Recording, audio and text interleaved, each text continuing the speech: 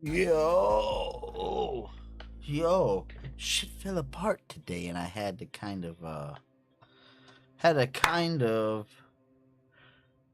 throw my own mouse pad downstairs. Looks like this one slid around already. Bro, how? How do you have this gap when this was all just perfectly?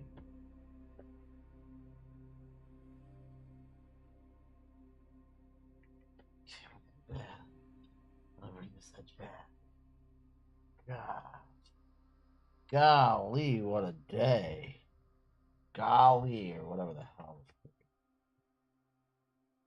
God. What's going on? Because we can't have no freaking folding up bullshit right here.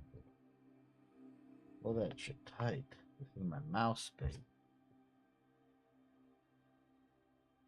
I don't want your fucking New Jersey Super Bowl shit in the background. I got Apex already going, but we don't have shit going. I'm gonna pull up this.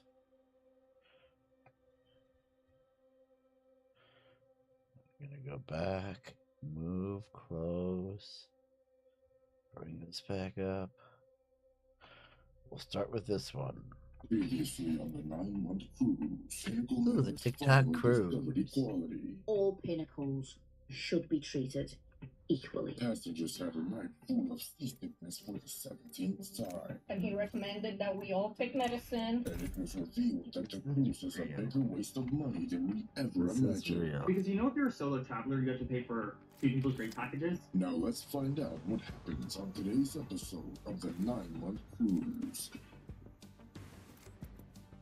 Yeah, let's find out. We've reached the light goal. And can I just say, in that previous video when I said, oh, we'll try and get a light goal of 25,000 likes, I thought that was a stupid decision. At first I was going to ask like 15,000, and I was like, oh no, we'll try to do a bit higher, 20,000, and then I was like, right, this is really expensive, let's do 25,000 just in case. Never in a million years did I think we'd hit that, especially in just a few days, and in fact, even just a few days, we nearly had 30,000 likes, which is mental. Like, not that long ago, I was very happy with 30,000 views, never mind 30,000 likes, that blows my mind. But to give you a quick update, in case you didn't see my last video, I did say we reached 25,000 likes. I will try my best to get on the ship. I'm looking into it. I'm trying to reach out to a few brands to see if they'll help sponsor it, and if not, I will still try and do it. It's just going to be quite expensive. But if that is the case and I'm paying for it, I'll probably wait till it comes to Europe, because flights across the world is another major expense on top of the ship itself. So bear with me, I'm working on it. Now, just before we get any further into the video, I'm about to do something that, if you've been watching me for more than maybe a year, you'll be quite familiar with. You see, last year when I was trying to reach 400,000 subscribers, I was almost on my knees begging in every single video for you lot to subscribe. And maybe I won't do it to that extent this time, but we are really close to 500,000 subscribers, which again, is mind-blowing. So if you do want to subscribe and you are new here, please do, it would really help out. Now let's get into the new 9-month cruise updates, because somehow, even though the last video was only a couple of days ago, we have quite a lot. Starting with some complaints that are coming in from a bunch of passengers on the cruise that's actually been posted to the official Facebook group. Now, a TikTok user called Living My Best Life has posted this, so let's have a read through. So as we can see, this is the exclusive page for full world cruises only, and it says, it has been brought to my attention by that they are being harassed every day. People are making horrible comments to the parents and the kids. Today, for instance, a couple on the bus said to one family, you have kids, can you keep them quiet? Like, we've heard a few stories about this already, right? A bunch of families are being ridiculously rude to families that are with their kids. Which is mind-blowing because you're on a family cruise. Like, you're not on an adult-only cruise. Surely you realise when you were booking this that there's probably going to be kids on board. People like this. Maybe it's not for you. Another instance in the theatre when a mum and child sat next to them. A lady pointed to and said, why did I have to be the lucky one? I hope you can keep quiet. Like, how ridiculously rude can you be? Like, surely a cruise isn't for you if you hate people this much. And I do feel sorry for the families as well, because they're stuck on the cruise with these people. These are people that you're going to see, like, every day or every few days. You're going to see them again. And of course, when you bring 1,000 people on a ship, there's bound to be a bad bunch. Like, statistically, that's very likely. But we're starting to hear a bunch more complaints about rude people who are just behaving really badly on the ship. And this isn't the only TikTok we're going to be looking at today that involves this. Yesterday, families and kids were yelled at in the schooner bar. These families and their kids have the same right to be here as everyone else. Royal is a family-oriented cruise line, and those who do not wish to be around kids should go on an adult-only cruise lines. Yeah, I mean, that's literally what it boils down to. These people complain and have zero right to complain. Unless the kids are genuinely behaving really badly, but that just doesn't seem to be the case at all. We've heard so many stories by now, and it just seems like there's certain people that just don't like the fact that there's kids on the cruise at all. If you have a legitimate complaint about a child not behaving, you should address it directly with Royal and not the family or child. This is totally unacceptable and sad behaviour from grown adults, and mostly uncalled for, since a lot of these comments happen before the child has even spoken or done anything wrong. Adults should think how they are hurting these kids' feelings.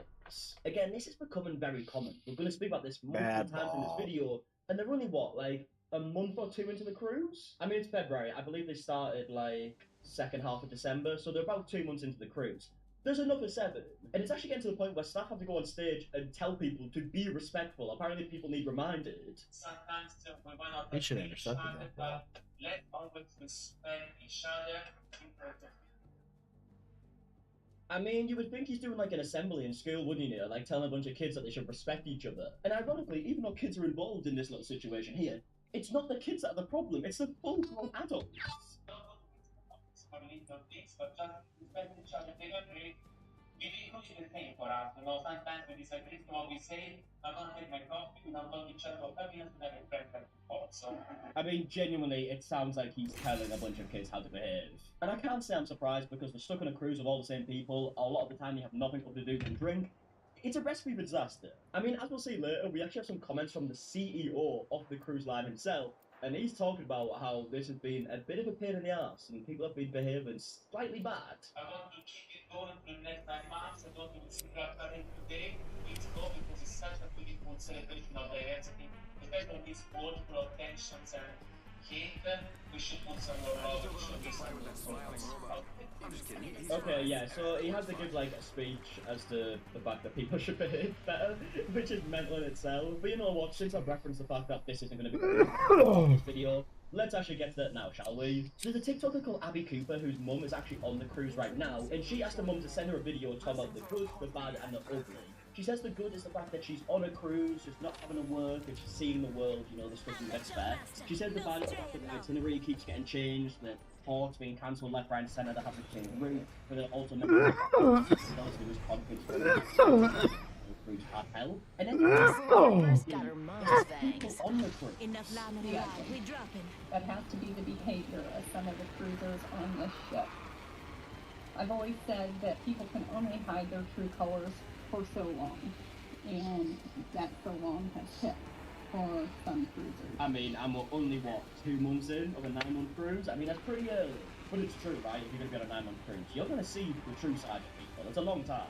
And I mean, this is a pretty big negative, right? Because we got a team with us, buddy. We got a team with us. For 9 months. Like, this is a huge negative to have. Whether that be racism, homophobia, behavior against parents with children, That'd been my decoys. violence. We're beginning to see a lot of it. I mean, just like a few things I just mentioned there, some of the stuff we've also already spoke about. I think we know the specifics of what she's referencing here. Unless there's more that we haven't heard about, right? But she said the racism, there was that guy who went on a TikTok. Are they over by you? And just started spewing a bunch of shit. I don't think we've been made aware of any situations with the homophobia yet. I'm not sure if that They're is definitely, they flew in right to our parallel with there's us. a lot of videos get posted about this cruise. But then we've got people being rude to families with kids. We've literally just spoke about that. We spoke about it a few episodes ago as well. And then the violence. We know there was a 4-person fight that had to be broke up. We know about this. There might be even more. I don't see them either, but I know they were coming in with us. I knew that You didn't send decoys out while we were flying in, right? The whole idea of going to the cruise was to relax. Oh, that's what was flying next to us? Retired or they're taking a gap from working, maybe they work from home. I didn't know you could do that. To relax and see these countries that they haven't seen before. Maybe that's what it Anything was. but relaxing to me. They're having sleepless nights because of the weather conditions, and the guests that are on the cruise don't seem to be that great, or at least a small bunch are. This just seems incredibly stressful. There's nothing about this that screams relaxing to me. It shouldn't shock me, but it does. And it is very disheartening. Right, I mean, you can tell by the way she's talking here, like, how big of a deal it is. I mean, there's probably so many passengers on that ship who just want to have a good time, and they're being let down by a small bunch. And again, unfortunately, because there is like 1,000 people on there, it's bound to happen. There's bound to be a bad bunch. But you know what? To combat the stuff we just heard, let's actually give you some good news, or at least good news for the passengers, because the tender curse is over. If you've been keeping up the series, you would be made aware that pretty much, in fact, I think every single tender port that they've tried to go to so far has been cancelled. This is where a place that they're visiting doesn't have an area for the ship to be docked, right? So they have to leave the ship. Where? I don't know the key words here. Can you tell I've never been on a cruise before? So basically, the cruise ship will stay out in the harbour, and a smaller boat will come over and pick up a number of people at a time. That boat will also take them to land, then come back and pick up more people. Would you come back here? But each time they've tried to do this on this cruise, it has been cancelled because of weather conditions, stuff they can't really help. Yeah, but did you get all the way back here? No, I didn't. I didn't hit that. Then there must have been someone back here, because this ship was open. This is 1 for 4 on this world cruise so far. I mean, look, it is good news for everybody involved in the cruise, because they spent a ridiculous amount of money, and the fact that things kept getting cancelled over and over again must have been really disheartening. It really did feel like they were at sea for a long time. I'd barely seen any videos of them actually visiting a place, you know, and actually being able to get off the ship. So the fact that they were able to is good news. And I actually do have an update to something I said in my last video. We were talking about how the ship wouldn't be able to go through the Suez Canal, because a bunch of other ships had to go around it because of conflicts. But for some unknown reason, the Overworld Cruise wasn't announcing any plans. They weren't telling anyone about what was happening. Well, it seems like that has now changed slightly, and we do have a further update on what's happening. We just had a little talk with Captain Stig, and one of the questions asked is about whether they're rerouting our ship. And his words were, we are not going anywhere near the Red Sea. So he says that Royal Caribbean is waiting to make the announcement on the end of segment 2, and the segment 2 ends in LA on February 11th. Oh, which is today, as I'm recording this video, I'm probably uploading this video too, so I guess we'll maybe hear an official announcement soon, but it seems like they are going to be through We have no information on where they're going to send it, but my guess is we will go around Africa after all. There you go, it's not only good news for the passengers, but we're also going to see some data in today's episode, so it's a win-win for everybody. But now we actually have some statements from the CEO of the cruise line itself, Michael Bailey, who admits that this cruise hasn't exactly went smoothly. Now, this is an article by the Business Insider who talk about the cruise itself and says that the idea for it was after COVID-19, they wanted to attempt to do something big, and I mean, they have done something big, I guess, it's a 9-month cruise. But then it continues to say, but planning a comprehensive global sailing involved more than just selecting a ship and a few different ports. As it turns out, Royal Caribbean had no clue what a cruise is, Bailey said. Which does seem a bit weird, right? Because surely anyone would imagine that the world cruise would be a pain in the ass, especially to run it. In fact, that was like the immediate reaction to F1, right? This situation started going viral before we saw any footage of anyone actually going on the cruise. As soon as it was announced that a 9-month cruise was happening, people were talking about it. People were thinking, right, surely this is going to go wrong somewhere. I can't even begin to imagine what goes into fully planning a cruise for the staff, right? So then to do it for 9 months, it sounds beyond stressful. Even if I want to say it's phenomenal how much stuff has to get done, Bailey said. Moving logistics like moving and finding an onboard dentist. Again, stuff that would probably be obvious that we would like cruises don't usually last this long. And then Michael even goes on to reference the fact that certain people might have some problems getting along on this cruise. And actually, George, he says, unfortunately for the World Cruise Test, Bailey said the cruise line failed to include one potentially crucial service, a marriage counsellor, because there's no better way to test a relationship than to spend 9 months together in a small cruise cabin. And as much as he is joking here, this just seems very realistic. We've heard issues with couples on the ship that haven't happened. In fact, it was like one of the first things we spoke about only a few days into the cruise. Then obviously since then we've just heard about more drama involved with passengers and whatnot. So people know about this. Dude, I don't even know where these people are coming from. You flew over the top. But I mean, from this already, wouldn't surprise you.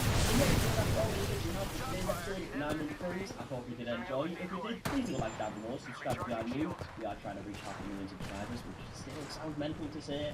But yeah, if you can help out, that'd be great. And until the next one, I'll see you guys in a bit. Alright, goodbye. Ladies and gentlemen, Genshin Impact.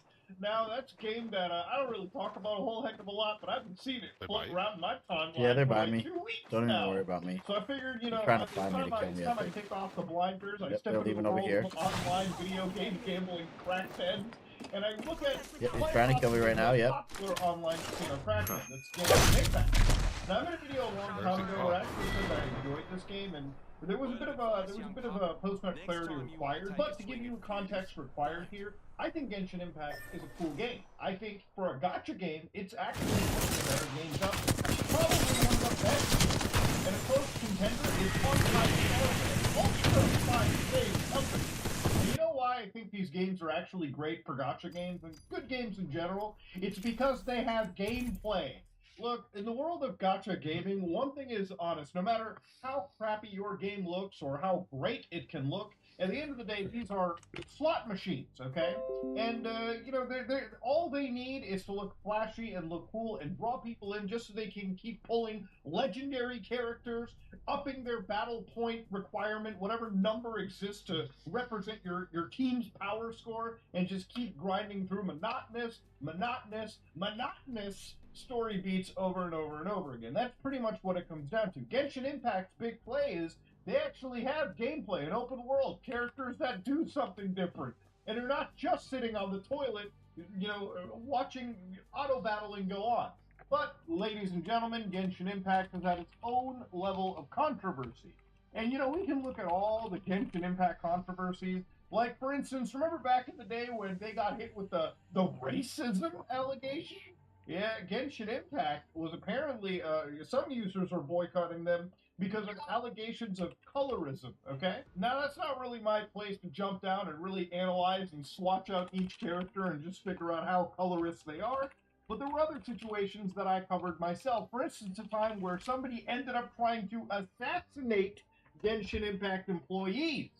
Yeah, no joke. Suspect allegedly snuck into MiHoYo's headquarters in Shanghai with a knife. I made a video on this because of how wild it seemed. At the time, April 24th, somebody had actually tried raiding their headquarters and trying to actually go after some of the leadership at MiHoYo because of what they did in Honkai Impact III, one of their other games. You guys make a lot of different gacha type games, okay? If you're not addicted to one slot machine, they got a whole bunch of other ones that look just as good. To give you an idea, 3 years ago, this is one of the best posts summarizing it on r/gacha gaming. If you've been following Honkai Bilibili, Bilibili, for those of you who don't know, is Chinese YouTube, and Twitter for a while, you'd notice a tension in the CN player base. Now, in Genshin's case, let me tell you something. What the fuck is going on, dude? All of us, not basically anybody outside China, MiHoYo doesn't care, okay? MiHoYo doesn't need to care. Their primary player base, how annoying is this? From my understanding, is still their Chinese player base. See, if we get mad, MiHoYo doesn't really care, nor do they even want to bother addressing it. But when the Chinese player base gets mad, oh, you bet there's going to be some response. There's been a lot of backlash from the Honkai Impact 3rd Chinese community regarding the global anniversary event that only the global Cross. I just went through this shit, you fucking. How many times are you going? Tanked almost harder than Genshin's during their Zhongli controversy. You know, if you ever like read up on Genshin Impact from the outside, you probably are like, damn, there's a lot of controversies for just one fucking game. And I would agree. Just to get a fucking shadow from that. That's literally the only thing I know about Genshin Impact a lot of times is, there's controversy, but they're probably not giving enough rewards, which is kind of what I'm getting at here. I would play the video surrounding this event, but it's been removed from it. And the 49ers might be working that. They do not want this releasing, okay? They want to suppress this from the world. Is that gonna happen? At this point. We could also talk about Genshin Impact's anti-cheat, but you know me and kernel-based anti-cheats. I hate them, okay? And with Genshin Impact, alright, one of the best things about their anti-cheat was how literally their anti-cheat driver was used without even needing the game to actually attack other individuals. And of course, I'm not putting the blame on Genshin for that, I'm just saying that was a funny thing that happened. But of course, let's get down to the current Genshin Impact controversy. But before we jump into it, we have to address something known as Genshin Impact content creator drama. Now, I don't really enjoy drama personally. I mean, from somebody on the sidelines, who is like looking at a train wreck happening in real time, I can't not look away, okay? Like, it's just human nature. And for me, I'm not a huge fan You're of hot drama dropping me that right off the involves start? some What is really wrong serious with you? implications. But when it's literally people fighting amongst who likes the slot machine simulator the most, then of course I'm going to peek into the game, okay?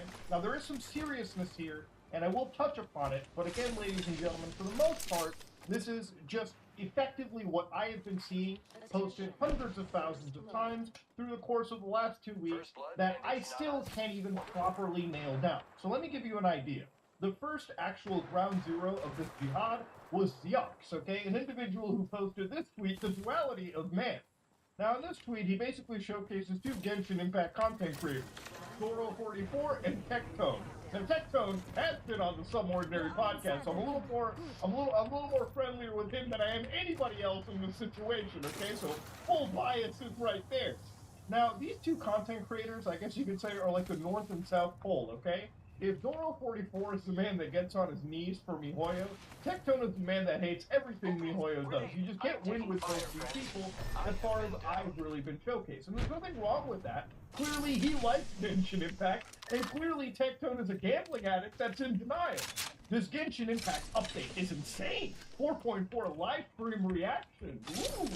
And of course, Tectone's like, it looks underwhelming. But what about butt, Tectone? What's the butt in the situation? Okay, so if you haven't been following over here, ladies and gentlemen, there have been individuals that have basically chart mapped what the relationship between these creators are like. So for instance, this account known as Box2 made a video called the Hoyoverse Drama Chart. Oh, okay. And if you look at this situation, you can see a whole bunch of content creators. Okay, there's a buddy Tectone in the corner, and there's a whole bunch of other individuals that I don't exactly know the names of. But as you can see, the actual site map around here, Tectone has a lot of issues with people. But of course, the further you go down, all these creators have an issue with at least one or two other individuals. You know who doesn't have an issue? Mr. Positive up here. He don't got any issues, it seems. Now, towards the latter half of this video, if you stayed alive long enough, then you found out that the situation is regarding something known as the Three Poles incident, okay? Now, this is just one of many controversies, but it might be the one controversy that recently has sparked this whole situation.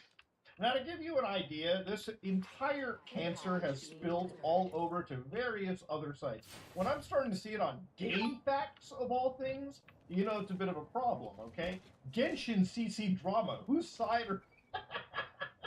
It's like WWE for these people. It's like WWE. It's like a match of SmackDown for some of these guys. God damn. I love this comment. I support any and all drama. Thank you. This man just likes to watch the world burn. Truly the Joker of the internet. Now, to give you a real idea about it too, there isn't any doubt that there is obviously some favoritism, I would say, by any gaming company towards some of its content creators, which is where some of these allegations kind of drew out. So the triple triad of this situation is involving three content creators, at least from what I have seen, from the names that I have seen show up on my feed. Obviously, one of them is, as you know, Tectone.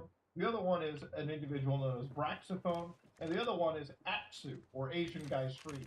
These three individuals, or these three countries, I guess you could say, if you were to look at a map of the Genshin Impact content creator universe, are the people that have effectively caused a lot of issues within each other. Okay, they were hashing out stuff that probably should have been hashed out in a private DM anyways, but this situation spilled over not just to these three content creators, but to a whole community around them. And while Tectone has a bunch of videos around this situation, like response, Atsu is a horrible, manipulative, deranged human being. God damn. That is 2 hours and 21 minutes long, okay? So if your choice is, I don't know, watch Heat on Blu-ray or watch this, well, I'm sure that's going to be a tough pick for a few individuals. And now, to be fair, I don't know if a lot of this drama sometimes can be kayfabe or whatnot. That's the thing with content creator stuff. I don't know how much of it is genuine. But I did come across one comment thread on the Genshin Impact Reddit that kind of gives more context. So can someone give me any context? Okay, here comes immediate with, it all started with a Ziox tweet, like I showed you earlier. Then Tectone said, I believe. And then Brax laid it all out. Allegedly, Atsu has been singling out Brax and has been spreading false rumors, such as saying he's untrustworthy. What is it with content creators and acting like they're 14 goddamn years old? Atsu apparently has a lot of dealings with Hoyoverse and allegedly blacklisted Brax. Brax has allegedly been left out of many Genshin-related events and ostracized by a bunch of Western Genshin content creators. Atsu made a response. Tectone dragged it out, following by Envy. Who's Envy, you say? We'll find out. Atsu got exposed a few days ago when Brax posted a tweet document. It said Atsu fucked up Braxophone's journey as a content creator for 3 years. Atsu influenced Hoyo staff to get sponsorship, which why Brax never had one over the past 3 years. A lot of Genshin content creator parties where Braxphone was blacklisted. The overall issue, Atsu has that much power to influence Hoyoverse's sponsorship staff and other people, and he did that to Braxphone and other small content creators. So if this is true, it's a really scummy thing because look, at the end of the day, to grow on social media platforms, people pick specific niches, right? Like if I'm in the creepypasta community or the deep web community or the cybersecurity community or God, how many communities am I in? Commentary, everything. Then obviously these are small niches, and it's always best in a perfect world you want to grow with everyone around you. But there's always going to be that one psychopathic scumbag that exists literally to keep all of the money for themselves in that niche and basically cut out any competition. Look, at the end of the day, content creators, as friendly as they may seem on the internet, a lot of them are psychotic behind the scenes. Okay, a lot of them like have to destroy the other to gain power level. And again, that's if these allegations are true. I have no idea about anything with Atsu. There was actually a Google Doc that Braxophone posted about this individual, but opening it up, I need some goddamn access, okay? And ladies and gentlemen, I ain't begging for the access over here. Either leave that out for the world to see or just stop talking about it. But of course, there was another individual known as Enviosity, okay? My problem with Tectone, this will be the first and last time I make a public statement about my experience with Tectone, the control he's had on my life, the PTSD, the summary of it all. And of course, this is a 1 in 18 part thread. But just to read out a few pieces over here, due to my recent actions, I quickly learned that staying silent allows me to develop rather than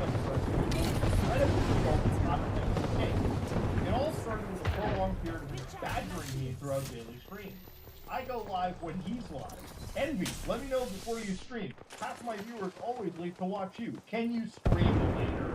Yeah, this is actually the thing with live streaming too, because it's like, in a live stream market, if there's literally only like 100,000 people that you can appeal to live, streamers probably don't want the other person streaming. It's like gaining your power level, okay? Let me have it. It ain't like YouTube, okay? You can just always go to the next video right after. But it doesn't actually end up good, because obviously Enviosity says this eventually led me into a panic attack I've had on stream, where because it was on the internet, he now uses that to antagonize me more. This confuses me. No better than anyone before being vulnerable when he went on Healthy Gamer to speak with Dr. K. Now, of course, I can leave you to read this all you want, but at the end of the day, ladies and gentlemen, if there have been feelings and there have been... if people are going through actual panic attacks, then all jokes aside, please seek some actual help, alright? Because clearly, alright, what's happening right now is not healthy for you, and you should be completely disconnected from the internet, at least for a little bit. Even if this is your job should never come before your physical or mental health. And of course, Tectone did obviously respond to some of this, and it was way too long, and obviously not that important for me to really jump into, because at the end of the day, this is, again, content creator drama that probably should be hashed out in the background. I don't understand why it is that in the Genshin creator community that this is suddenly a thing, that everyone just needs to go at each other's throat. Like, it is probably the most fucking filthiest version of online Game of Thrones that I've seen. And I've seen Minecraft YouTubers, so, to be honest with you, you guys are one-upping them. One thing I can say about all these people is that they are gambling addicts, okay? To give you an idea and route it back to the current Genshin Impact content creator controversy, let me go over a few facts with you. Genshin Impact's yearly revenue, at least as in 2022, ended up being around 27.3 billion yuan. And of course, it's not just me saying it, this is actual discussion in the Genshin Impact Reddit itself, where individuals talked about how Genshin Impact made these crazy revenues. And this revenue came from Guangming Daily, who ended up reporting that the state-owned company, MiHoYo, the state company, made billions of dollars in revenue. To give a comparison from a source from Macro Trends, this individual says that Nintendo's revenue for 2022 was 8.6 billion USD, okay? which makes it so that this is, like, the revenues are so high that they are taking chunks out of, like, a big hardware manufacturer, a big gaming company itself. You've got Take-Two, who revenue is $5.3 billion, and MiHoYo, who I guess so far is this indie gacha company, has come basically out of nowhere, created crazy products, and revenue. Now, of course, MiHoYo's games always come out to, like, their biggest releases, which are, again, obviously Genshin Impact, and most recently, Honkai Star Rail. And I want to say that Genshin Impact has basically participated in what is a blue ocean market, which is basically being in a market, doing business in a field where there is no actual competitor. And the reason I say it is because when you look at the quality of gacha games around, how many of them have the same level of quality that something like Genshin Impact has? I would wager not very many. The only other game that I could say comes close would be Final Fantasy Ever Crisis. And even that game holds no candle compared to the level of open world, I guess, depth that Genshin Impact has in comparison, or even the quality of JRPG gameplay that exists in Honkai Star Rail. My brother, who absolutely despises gacha games, actually plays Honkai Star Rail on their phone. The only game he has installed is Honkai Star Rail, which maybe shows a testament to how good the quality is when a gacha hater can actually be convinced to play one of the most premier gacha games on the planet. So remember just a few minutes ago when we were looking at Genshin content creator drama, we had come across the recent controversy, the 3 intertwined states. Now, one thing that ended up showing was around the Chinese TikTok community. And remember, when it comes to the Chinese community, it's suddenly a bigger deal. Reported that their Chinese TikTok account, or Douyin account, lost millions of followers because of a riot by the Chinese community regarding specific awards that basically triggered a big boycott on the internet. This had spilled up so much that when you look through their comment sections for, again, anybody talking about Genshin, they were literally tagging in KFC, Pizza Hut, basically any brand that they worked with, just to get MiHoYo down a peg. So this wasn't something that was small. When the Chinese community responds and when they boycott something, it goes so viral that it crosses oceans, it crosses communities, breaks the Great Firewall of China, and the whole world ends up talking about it. Now, in the world of live service games, it's not typically uncommon that sometimes because of a bad expansion or a bad update or bad rewards, that entirely, like, you lose a lot of goodwill from your player base in a matter of what would be days, weeks even. And of course, one of the better videos on this was why I'm boycotting Genshin and you should too, where from a Genshin Impact players community member, they were actually talking about what Genshin should do around one of their recent updates. And of course, when you look into what people want, it's better rewards, which we'll get to in a bit, but it's also requiring better endgame content and whatnot. Look, at the end of the day, one thing about YouTube and one thing about, like, online influencers is we don't represent the general casual player base. There's a reason why Call of Duty and FIFA continue to sell record numbers, and even despite the controversies that they generate, and I would say Call of Duty generates a lot more controversy than Genshin, I would say Modern Warfare 3 had probably the most controversy of its release, okay? A lot of people dogged on that game. It almost felt like the Infinite Warfare levels of hate, yet it still ended up selling record numbers as it usually does. So we live in a small, very vocal, but a very small community. And I guess that could also be representative of the Genshin Impact community as well, too. No matter how many content creators want a boycott, at the end of the day, the boycott's not going to do much when the casual player base is still actively playing the video game.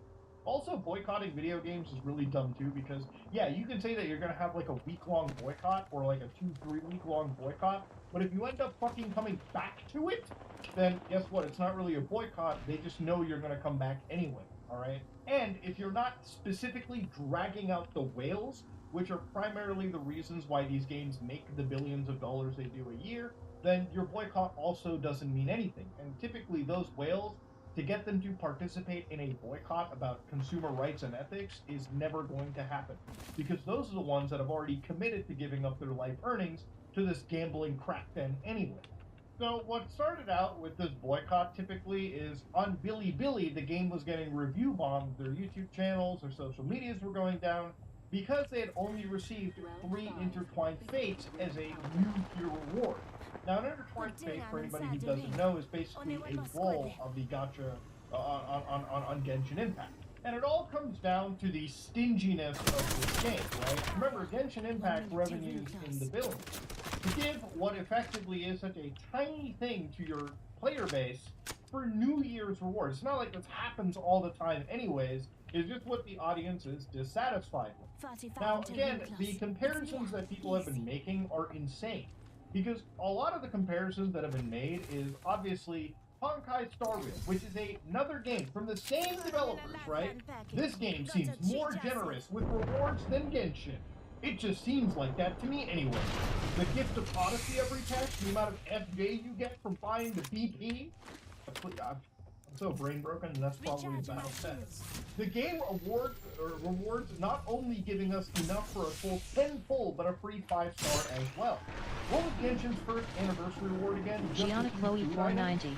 Yeah, I hope you're well. Currently I do 2D and 3D digital artwork for streamers and very good prices. Would you have to check my artwork? It will gain you more followers. No, I don't give a fuck about your artwork. Gianna You Chloe. fucking gotta be kidding Add me. me if you want to check Blah. my artwork. Green heart. This is like comparing the practices from Call of Duty all the way to Diablo. At the end of the day, it's still Activision running the charts.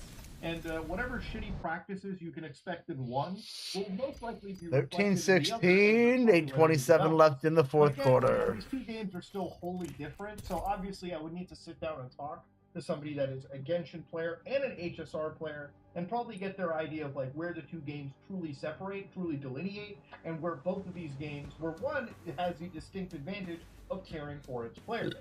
Look, at the end of the day, these are gacha games, okay? This is a crack house for people with gambling problems, okay? And when I say people with gambling problems, I mean whales, the people that they cater to. See, with a lot of these games, their big appeal is if you're somebody that's a premium player, you're at the end of the day not somebody that they care about, okay? Genshin doesn't care if somebody walks into their server and plays legitimately like it's an actual game.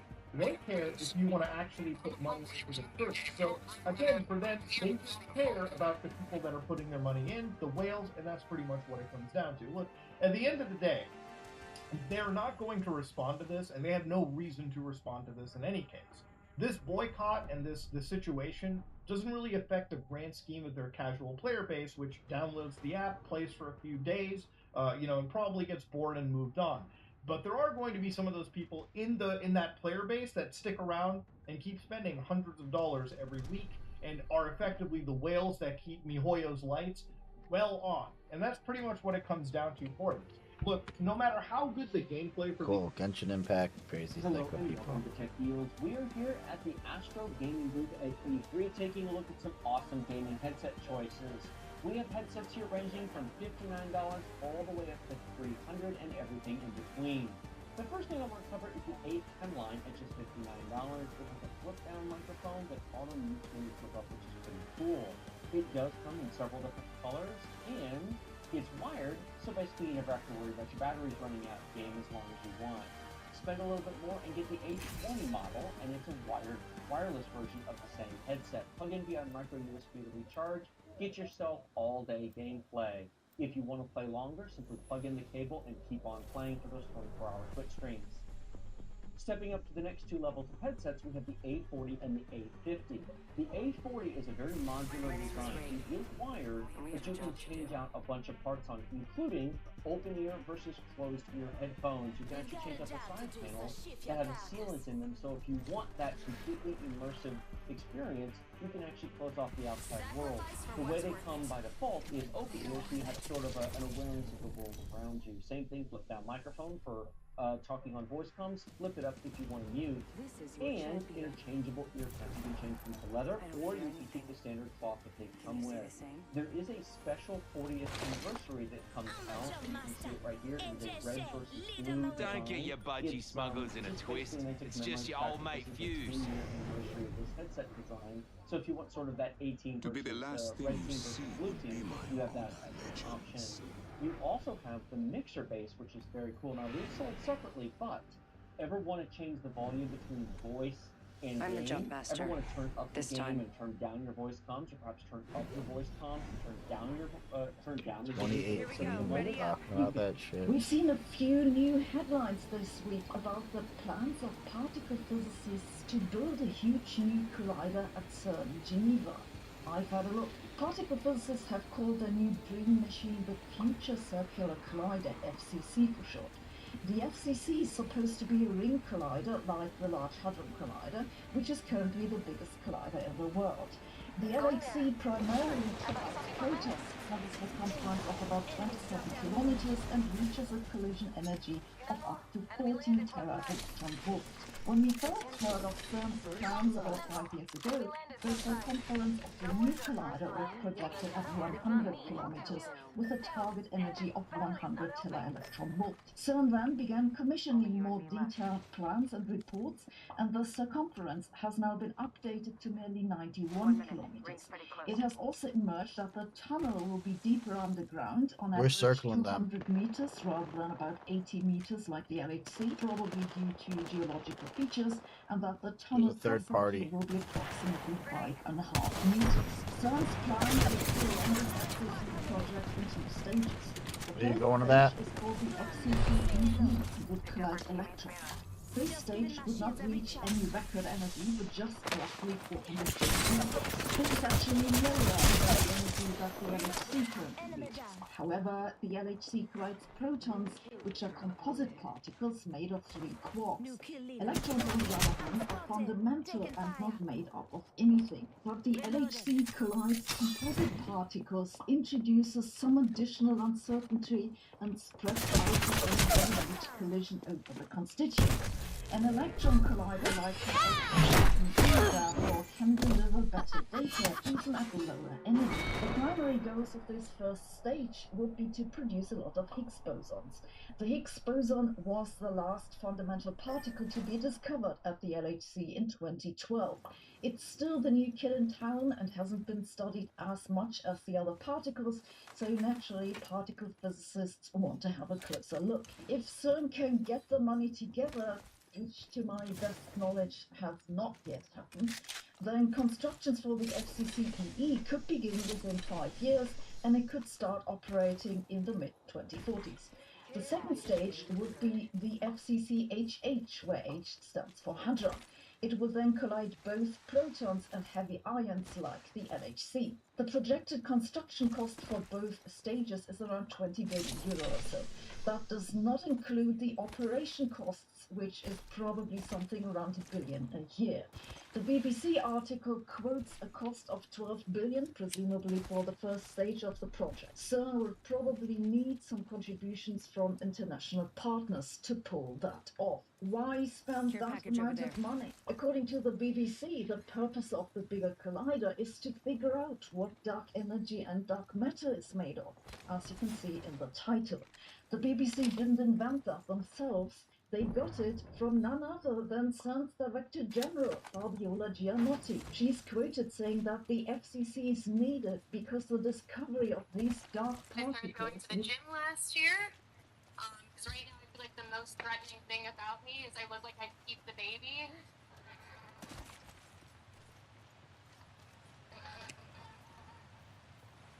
I'm birth control, not a threat, okay? I don't have a gun, I have a loose uterus. You know who doesn't like that I'm not on birth control? Planned Parenthood. They hate that. I went in for an appointment, and they asked me, like, oh, we see you don't take the pill. What do you do for birth control? And I said, I don't sleep with guys that look like they have a low sperm count. I started going to the gym last year. Okay. Heads up. New kill leader.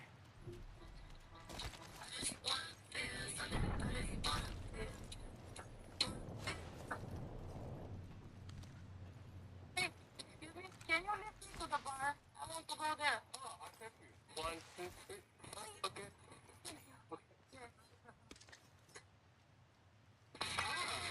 Can I try one more time? Okay. Thanks.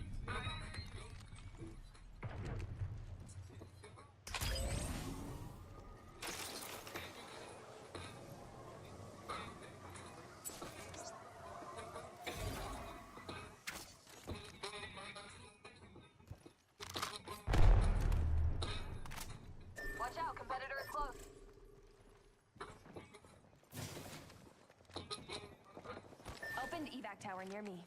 I'll let you know if I see activity here. You're not alone. What?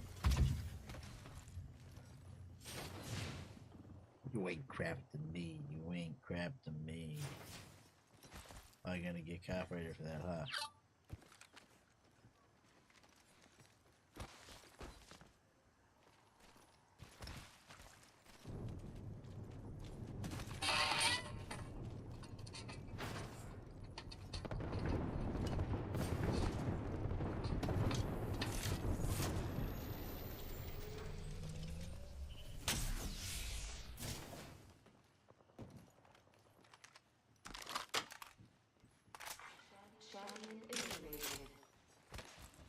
The champion fell.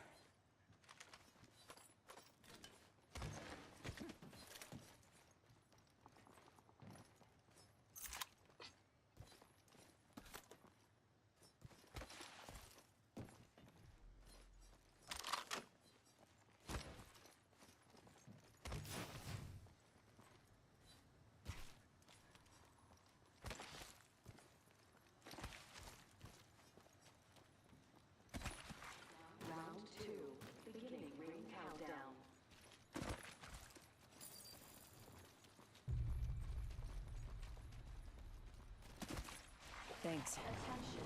Delivering replicator. Got a replicator coming in. Oh, it's fucking rocking it.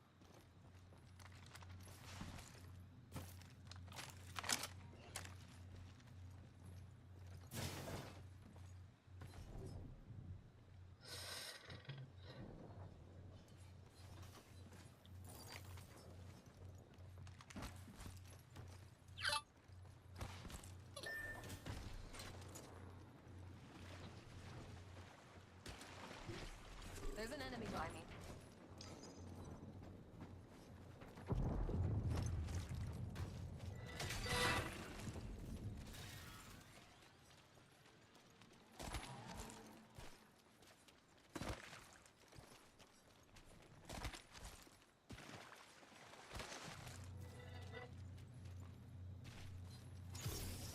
So I guess I know.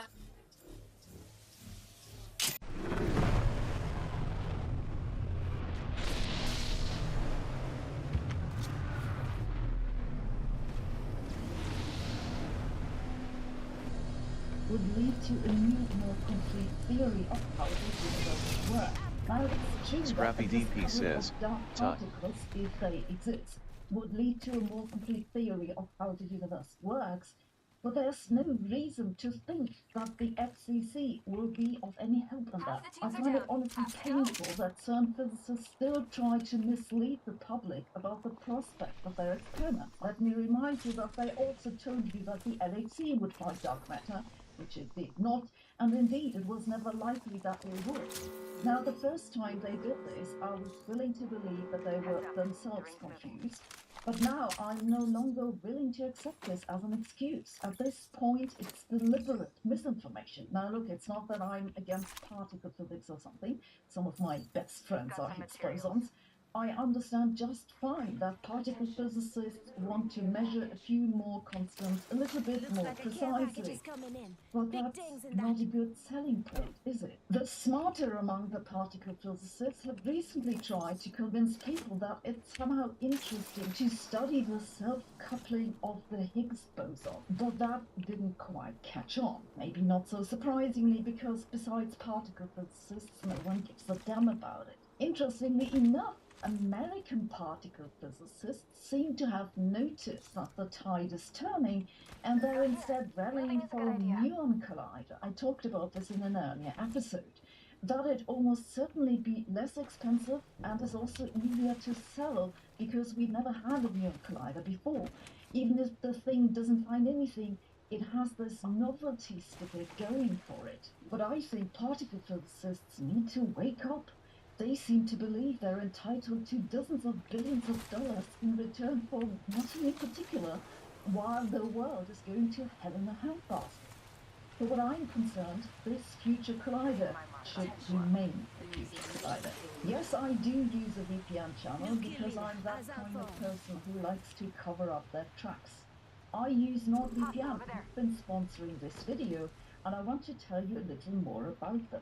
NordVPN is an app that makes your internet connection ultra secure. You install it on your phone or laptop and use it to create a safe connection. With NordVPN, no one can spy on your data or track your whereabouts. And it also comes with a threat protection that keeps you safe from malware, trackers, and malicious apps. It doesn't just protect your privacy, it also makes your life easier. For example, by helping you access pages in the US that are blocked for visitors from Europe. All you need to do is pick a NordVPN server in the United States. NordVPN currently has a special offer which will get you 4 months free on a 3-year plan, but only if you use our custom link nordvpn.com/Sabine or the coupon code Sabine. I found NordVPN super easy to use. It installs with just a few clicks and hasn't caused me any trouble. So don't miss out on this deal. Go to nordvpn.com/Sabine or use the coupon code Sabine.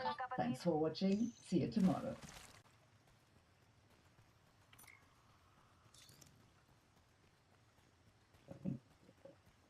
What's up, peeps? Welcome back to the channel. You know, it continues to be a real sad time in esports, with the future being relatively unknown for a lot of people out there, and the news that broke this last week was completely shocking. One of the people that was a part of TSM when I first got into esports, one of the few, and I would say better social media guys out there who have ran esports teams for a long time. His name is Dunk, and he was with TSM and announced this past week that he had now been laid off. And this kind of actually spiraled into bigger news than I ever thought it could be, but it's just crazy. Well, when you think about how crucial and important social media managers are for esports organizations and what kind of picture they can paint for them, but to see news like this, it hurts, man. And he is one of thousands of layoffs so far throughout 2024. It has been real dark times, but there is a brighter side. I continue to hope for that. But let's get into the more important part of this story. Is this the eventual end of TSM? As he posted, on the anniversary of my 5th year working at TSM, they told me I am no longer employed. I'm currently in shock and I'm working on processing it as the team around me was cut and I inherited more responsibilities, and with only 9 people left working on TSM, I didn't expect to be next, but here I am. I'll put out something bigger when I've come to terms with what just happened. And this news was absolutely shocking. Even more so shocking with the news is the line that only 9 people are left working at TSM. TSM, one of the first organizations to sign tens of millions of dollars of a deal with FTX years ago that unfortunately fell through. TSM with, I would say, at least a couple profitable businesses that people thought TSM was also leaning towards profitability, at least better, more than some of the other esports teams out there. TSM, one of the more recognizable brands in esports history, not just NA, but in all of esports, who currently now are not even in the LCS and not even in currently League of Legends, and now being ran by less than 10 people. That is shocking. We are talking about an all-time brand in esports laying off arguably one of the better social people in esports. I mean, I think about all-time social peeps. I think about Cloud940. I think about TSM Dunk, and I think about whatever 2 peeps out there run G2 and Sentinels. They do a killer job of engagement and painting the image for organization.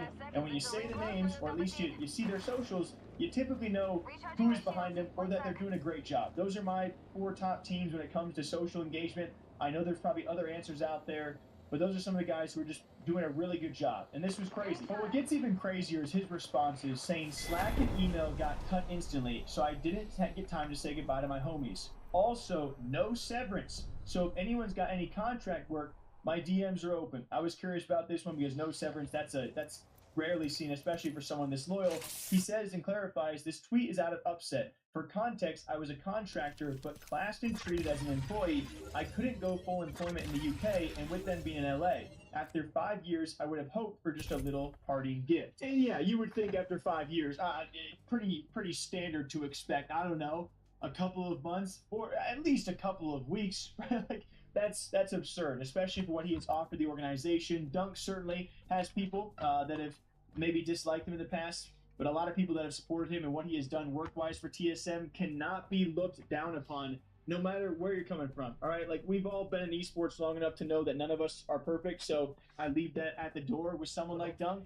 And again, more importantly, focusing on how the frick is one of the biggest esports teams out there, now on an absolute skeleton squad. We look at someone like Evil Geniuses, who has gotten rid of nearly everybody, every team, and every franchise roster that they have had in the past 6 months, and including changing out their CEO. I thought they were a skeleton crew, and now you have TSM apparently being operated by 9 or less people, because by the time I recorded this video, they are still laying off other people. Most of them I think that I've seen so far being editors. I'm not sure if Dunk was referring to 9 full-time staff and how that works, but less than 10 people are running this team. Arguably, I actually should say rightfully so, a lot of people concerned about what this means for TSM. The current best roster they hold is Apex Legends, 100% bar none. They are incredible, but with no staff around, what's the future going to be? People were so concerned that TSM themselves even posted to Reddit to clarify some things,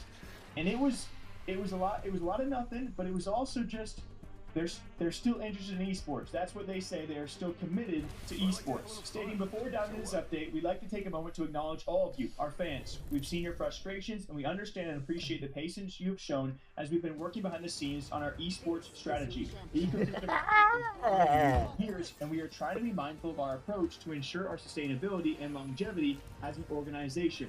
Moving forward, we will make our best effort to issue updates quarterly. That said, we want to reaffirm fully committed to esports. Although we cannot share many of the finer details of our plans for the future, we can confirm that we are actively looking to partake in multiple Tier 1 esports that includes League of Legends, Valorant, and Call of Duty. Which, by the way, all of that is shocking. Like, I mean, I guess not League of Legends. They're still trying to find their way to a top Tier 1, scene or region that they can be allowed into and buy into for League of Legends. Valorant, I don't know if there's availability there or money there. And then Call of Duty, these are all franchise systems, and that needs a lot of money and time. So I'm a bit more confused than anything when they say this. I'm hopeful for them to be in these esports, because a lot of them make sense. The Call of Duty one was a real curveball, though. We are diligently working towards our goal of acquiring a League of Legends franchise slot in a Tier 1 region by the end of 2024. This process takes time and requires patience, as negotiations of this magnitude have many hurdles along the way. We are equally as eager as you are for TSM to return to LOL Esports. It is also our strong desire to be in Valorant Champions Tour. We will continue to evaluate the Valorant Challengers League viability after open qualifiers have ended.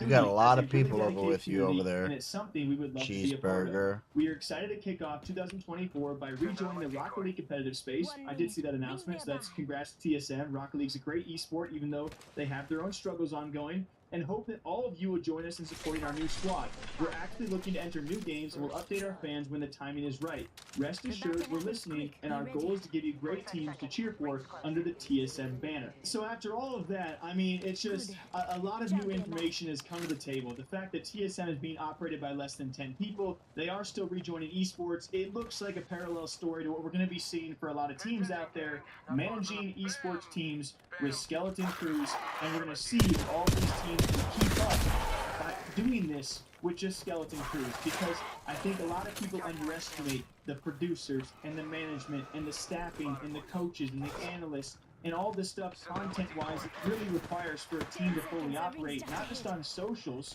but all of the content and all of what their players need and what the leagues need. It's just, it can't be easy, and I'm not envious of that at all. One last thing is Dunk did have a post. I would hope that maybe based off the response, he was able to reconcile some sort of severance. He did give thanks to several former, or hopefully some still current TSM members that became his friends and family over these last few years. But for me, it just, it's a sign of the times. It's a sucky sign of the times. And TSM is not really doing too much right now, which is wild to say, because over the past decade, they've done a lot more. And they're just kind of trying to reevaluate and refine their way into esports, and this is a real make or break time to do that. You don't find yourself in many esports or leagues right now, and you're just laying off people. You almost kind of find yourself in the EG shoes. You've got to make a choice and hope that choice sticks and works out well, because you run out of cards to play, which is, it's scary and it sucks for everyone all around. So till next time, hope you guys all enjoy. Go show Dunk some love if you guys want to. Hope you're gonna find some work. He's got a good resume to set his feet on, but yeah, till next time, take care. See you guys back here. Hi everybody, this Sunday, February 11th, we're gonna have a Super Bowl man celebration! We're gonna have men, we're gonna have Eve, we're gonna have Jay, we're gonna have birds, we're gonna have breasts. We're gonna try to get a special guest on with breasts. Give him my shield to recharge. We're gonna have a good time, we're gonna have chicken sandwiches, and we're gonna have a Phil-like Super Bowl. You blew it. And we're gonna have a DSP Super Bowl celebration. Just like Phil, starts at 3 p.m. Eastern Daylight Time, and it goes till whenever. We're not going to give it any time. Hey, you didn't stay on it. Or you didn't stay on it till 12. And if we do, great. If we don't, great. So, 3 until we're here. So we'll see you then. RTU streams, link below in the description. Top pin comment as well. That's my live stream channel. We're having a Super Bowl celebration. Join men, join birds. It's gonna be a good time. Let's give it up. Hey everybody, look, it's another crappy clone console, but at least this time it looks like a Nintendo Entertainment System. Packed with a bunch of illegal ROMs, and it's the same crap inside here, just a different shape. 100,000 games though, am I right? So I hate these things and love them simultaneously. I would never recommend them to my audience, but I'm fascinated that they exist. And the company come out with new ones like every 2 minutes. I don't even waste my time putting links in the description because 1, I don't want you to buy them. And 2, by the time the video goes live, a lot of these products are gone because Amazon plays whack-a-mole with them because, yes, they're full of a bunch of illegal products. A bunch of illegal ROMs. Which, the way the industry treats you buying products now that they don't really care about too much anymore. So these things are all over. You can go on AliExpress or wherever, and you will find a bunch of these clones. They'll look like Famicons, they'll look like PlayStation 5s, they'll look like NESs, but at the end of the day, they're pretty much, minus some fluctuations in the SoC or system on a chip that they use, they're all the same pile of crap. Horrible. Terrible. So this one is the Kinhank Cube X3, and it's the same. It has 4 gigabytes of RAM, 32 gigabytes of internal storage, and has a micro SD card slot, I should say, on the back. We also have a USB 3.0 A port back there, HDMI, LAN, so you can actually hook this up wired if you want to, if you don't want to have. This does have built-in Wi-Fi. You have your barrel plug back here, and then you have your power in the front, where you have your cartridge on it, and you actually have your 4 USB ports, because it does come with because your NES just has a PlayStation controller, right? Nothing makes it feel more authentic than having an NES with a PlayStation controller, knockoff, cheap PlayStation controller. However, I will say that these controllers actually aren't the worst knockoffs I've used. There are many times that I've tried like PlayStation refurbished systems, and I wish that they came with fake controllers that were good.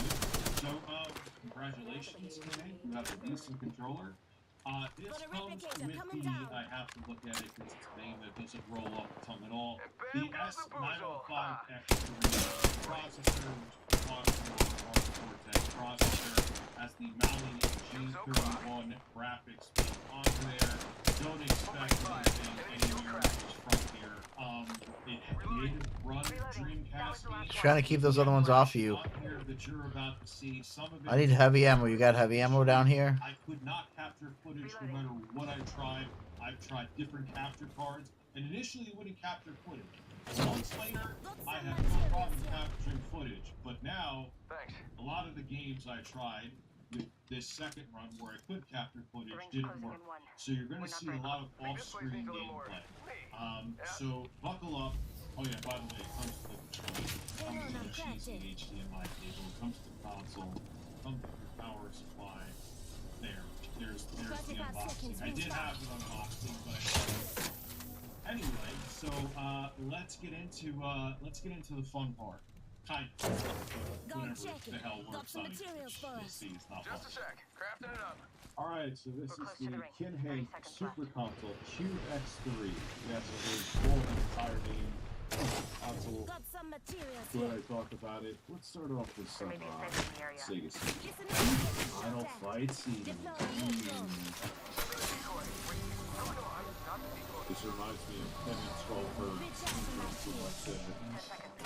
from the late 2000s. Was another lifetime, baby. But sex. Now, for those of you who don't know, this was the closest you could get to arcade perfection without a life back in the day. I remember losing my mind when it came out onto the Sega CD. Yeah, baby, take advantage of that retro CD audio. Read those lines to me. It sounds good, that's it. Oh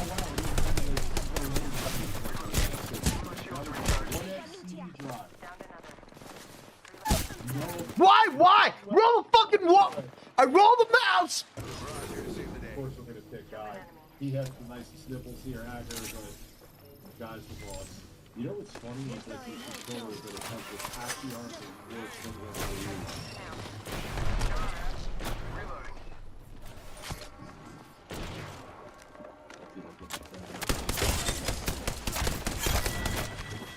Eating with some men. We finish off the whole squad. Beautiful work. This is what I do on a daily basis. The controls feel responsive. Reloading. I mean, the color palette of even the Sega CD was limited, but man, this is a great board. And it's running really well on the Cube. We're just calling it the Cube. Punch you in the breasts. And you too. Punch you in the breast, right on your chest. Punch you in the breast, I'll punch your tight breast. Alright, I'm going on and on. Sega CD, released Final Fight CD, and emulates perfectly. Congratulations. Let's try something.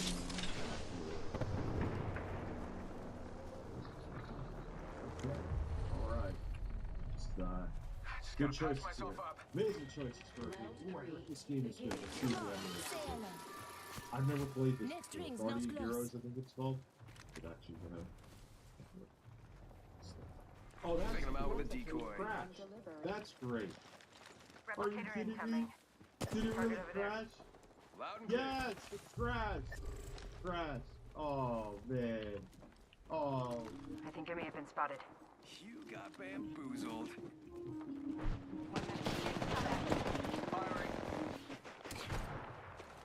Bam to the bam. I give up on Sega Saturn.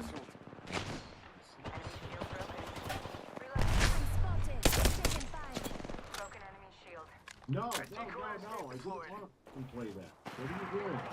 No! It crashed it anyway. Just giving my shields a recharge. It crashed again! We're close to the ring. 30 seconds left. Rules and ghosts. Here we go. This is gonna work, right? This is gonna work, right? Nope. No, nothing's working on it anymore. Oh my god. Castlevania Bloodlines, the USA versions, the quality version. Please tell me this is gonna work. Please. Recharging my shields. Like, this has to work. It's Sega Genesis. No. New kill leader, go and watch out. Throwing North Star. Faking them out with a decoy. This is Care Sega package coming in. Let's see. Recharging my shields. Care package over there. Let's see how this works. Let's say caliber on. We're down to 50% left, kids. Yeah, that's some pretty Yes, easy they math. do.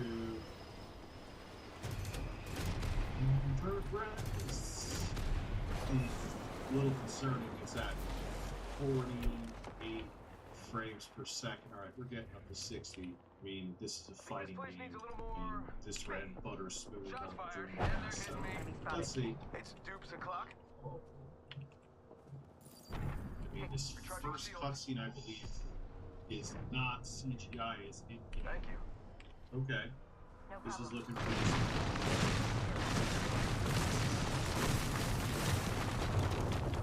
Open water on my backs and shapes.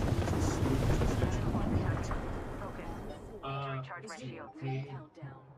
The league is my dude. Pay attention. Send it on another means. Sound, ooh, already.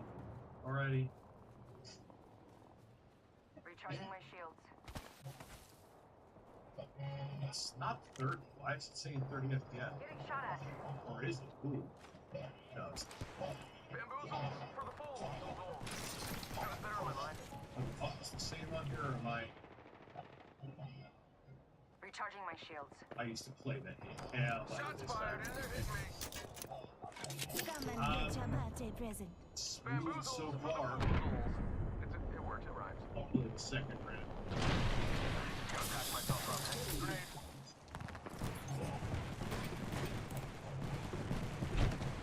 Nice grab. Yeah, there we go. Ooh, beautiful. Oh, this is running great. A couple little micro stutters here and there, but I would call this playable as well. Soul Calibur, Dreamcast, playable. Polo Pop Dude can and tell him congratulations. He can play Dreamcast on the Super Console Cube X3. We are now in N64. Let's play Castlevania. Let's see how this runs. Oh, and if you look in the top right corner, it's showing the frame rate. So that's interesting too. As a person who's played the living crap out of this game, which it's a flawed gem in my opinion. I can see why people think it sucks, but Castlevania 64, I always say in my live streams, if Konami kept going in this direction, they may have been the ones who pioneered the Souls series, because this almost feels like a Souls game. Or something like that. But anyway, so far sounds good. I think I heard a little bit of audio skipping while I was rambling. Opening fire. Anyway, let's go. Phasing. Alright, we already got some down. You should be able to see the game start through there. And we're not seeing it, so we already have a glitch. I'm gonna go to eggnog. Something like that. Need to recharge my shield. Processor sounds struggling. Alright, we got some glitches already. We got some successful delivery of the Give me my shields to recharge. No.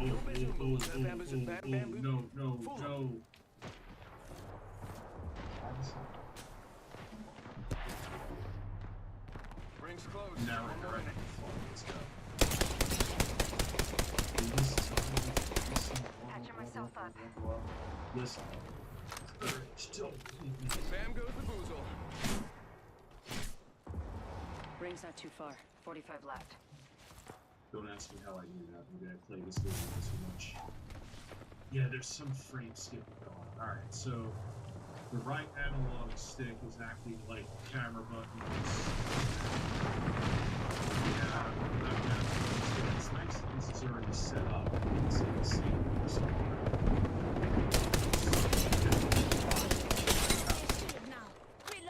I always thought that was great sound.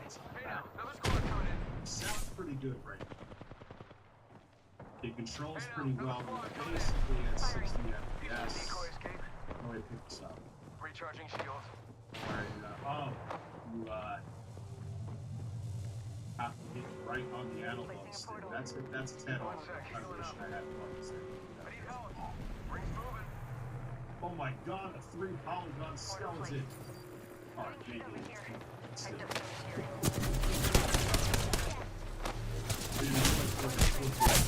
No! I'm trying to turn the camera around. Right now. How did you let that team get over to me? Why doesn't my team fucking ever stay with me? This is from a different era. Fucking San Francisco 49ers are gonna win the Super Bowl. Alright, it's handled. This is this. Okay, I've got some juicy stuff for you today, starting with a price drop. The 8700G gets a massive performance boost. First review of NVIDIA's new CPU, this is a serious recall, and next-gen GPUs, here we come. And everyone to gamer mode. Okay, it is time, and first up for today, I recently discussed the fact that AMD's RX 7900 XT dropped to a very low price of $699.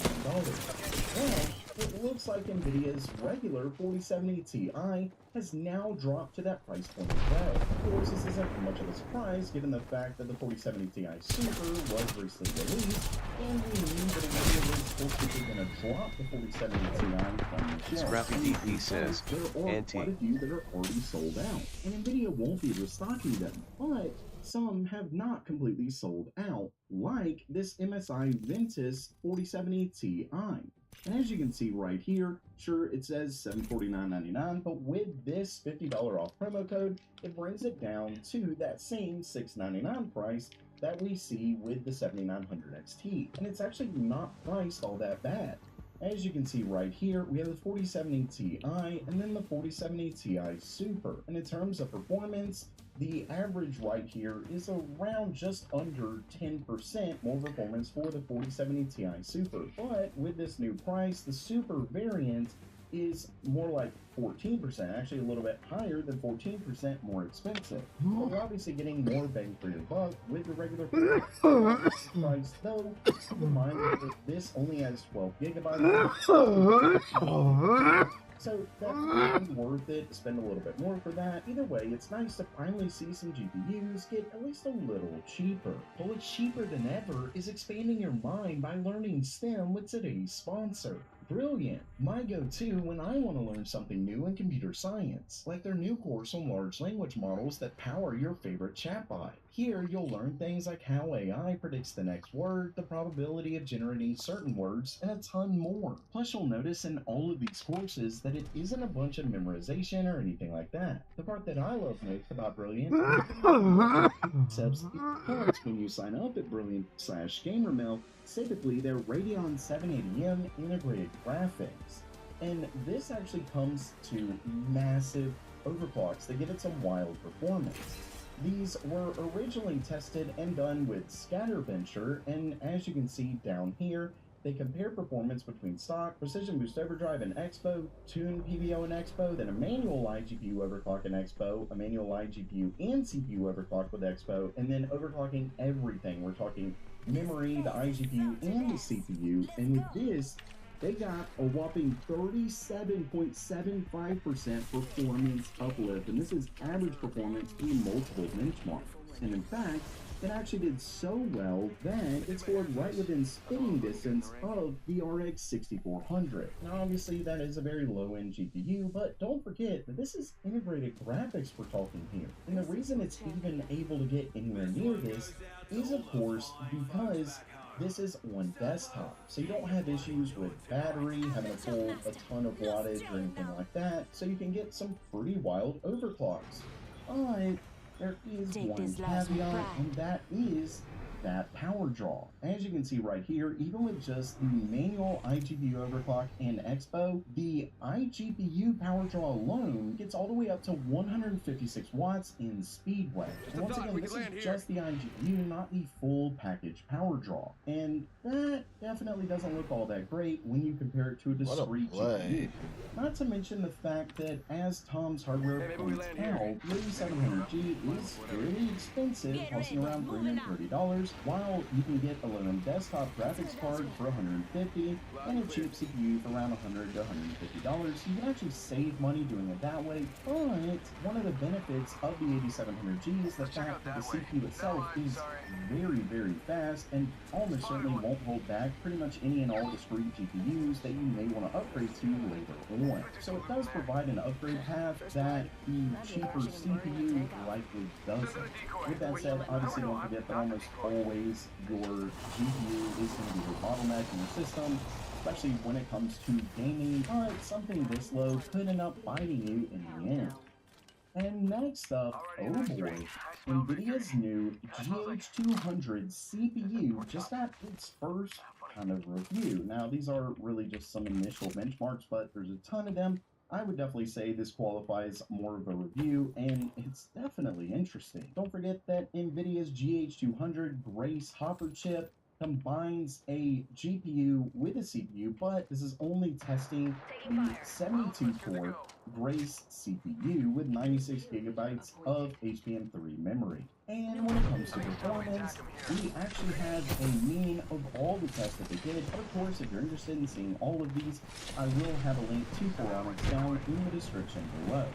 Either way, when we look at this, you can see it almost looks like the GH200 actually did really bad, but it's actually pretty decent, mostly because all of these are dual CPU configurations. So that obviously isn't really that fair when we're talking about a single CPU, but this Epic 9654 down is fair play. Now this right here is a dual system and it is there as well, but obviously that's more of a lower end CPU. Regardless, given the fact that NVIDIA is very so new at these over-the-top CPUs, it really did fairly well. Obviously it lost to these non-platinum 8592 Plus as well as all of these Epic chips.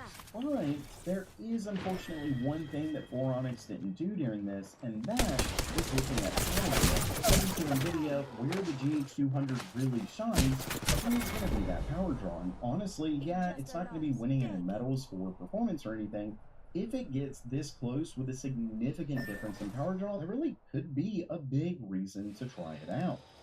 And next up, I have a very wild news story from the Consumer Product Safety Commission from the US, and let's just say it's really bad. If you remember, not too long ago, I actually covered a story on CableMod posting to Reddit this right here, a planned voluntary safety recall of CableMod 12H PWR. This is those new 16-pin power connectors, but this is for their angled adapters for version 1.0 and 1.1. And let's just say if you still have one of these adapters, you really need to send it back. As you can see right here, it says consumers should immediately stop using the recalled angled adapters and contact CableMod for instructions on how to safely remove their adapter from the GPU for a full refund. And the reason is because of a fire and burn hazard. Yeah. Believe it or not, so far, the firm has received 272 reports of the adapter becoming loose, overheating, and melting into the GPU, with at least $74,500 in property damage claims in the US alone. One good news is that no injuries have been reported as of yet, but clearly this is a major issue. And according to them, there's an estimated 25,300 of these units that are affected. As far as what to do, they state, quote, consumers should immediately stop using the recalled angled adapters and contact CableMod for instructions on how to safely remove their adapter from the GPU for a full refund, including cost of shipping or a $60 store credit for non-customized products with free standard shipping. Apparently, consumers will be asked to destroy the adapter and upload a photo of the destroyed product to this URL right here. So yeah, this is not a joke. And once again, it really just seems, at least to me, that there is some serious issues with this connector. I mean, I don't think I've seen, at least in a very long time, any kind of massive issues like this happening to quite a few people concerning the same thing. Then we even have third-party products that are having a massive issue, and it's pretty wild to me that they're pulling out. By the way, these are the connectors. If you have one of these, please contact CableMod, get rid of it, all of that good stuff. But you can see that it actually does grab onto it. I mean, I don't fully understand how in the world this thing is just sliding out like this. And at least, according to this, it does sound like that. Not just that it wasn't seated properly or anything like that, but that over time, it just kind of wiggles its way out anyway. With that said, don't forget that a little while back, there were some modifications made to the connector, and now newer GPUs, at least the last time I've heard, are going to be getting the connector with these modifications. One of the big ones, at least to me, as far as what was done to this, is that they actually, this is the original connector right here. You can see that the sense pins have been moved quite a bit back. And what that does is, if it comes out just a little bit, it should just go ahead and cut power instead of still pulling all of that with it not properly seated. So maybe these aren't really affected by any of these issues, but I definitely don't know, and I really think someone should get to the bottom of this. And last for today, actually some good news. It looks like AMD is gearing up to release their RX 8000 GPUs. As you can see down here at Tom's Hardware, it says the company's driver team recently rolled out a series of new patches of the AMD GPU Linux kernel graphics driver that enables some of the IP blocks that belong to graphics processors based on the company's RDNA 4. Now they say presumably, but it definitely looks like that is the case. And don't forget that RDNA 4 is AMD's next-gen, presumably, RX 8000 series GPUs. And this actually isn't even the first time that we've seen new updates to the Linux kernel for RDNA 4, so they really are starting to gear up on this, and they do state, for now, these are basic building blocks of the driver, but the step-by-step rollout does correspond with their enablement strategy, and at least according to this, we really could be seeing these this year. So while that does it for today, are you ready for NVIDIA's upcoming GPUs? And are you hoping that they retain those 8-pin power connectors? Let me know what you think down in the description below. And don't forget to try out Brilliant for free at brilliant.org/gamermelt. And as always, have a great day. Well, it's finally done after, and I'm not kidding you, 2.5 months solid testing. We are finally jumping 2 feet first into the all-in-one liquid cooler market, starting with the most popular size. According to every single one of the polls that we did, that is the 240 millimeter radiator size. To get into this video, the rules were pretty simple. I contacted every single one of the AIO manufacturers that we have contact with, and I gave them one simple rule. Send us what you believe is your best cooler. It doesn't matter if it focuses on price or performance or just raw bling, and that's exactly what we have here. And the lineup is a pretty deep one with a lot of super popular models and a bunch of relative newcomers like the Fantex D30, T30, the Quiet Pure Loop 2 Corsair Link H100i, and the Lian Li Galahad 2 Trinity. Of course, there's some classics too with the Arctic Liquid Freezer 2, Deepcool LT520, EK Nucleus CR240, Energetic Kraken, Thermaltake Tough Liquid Ultra, and the incredible looking ROG Ryujin 3. Of course, I also needed to include a Thermalright AIO here.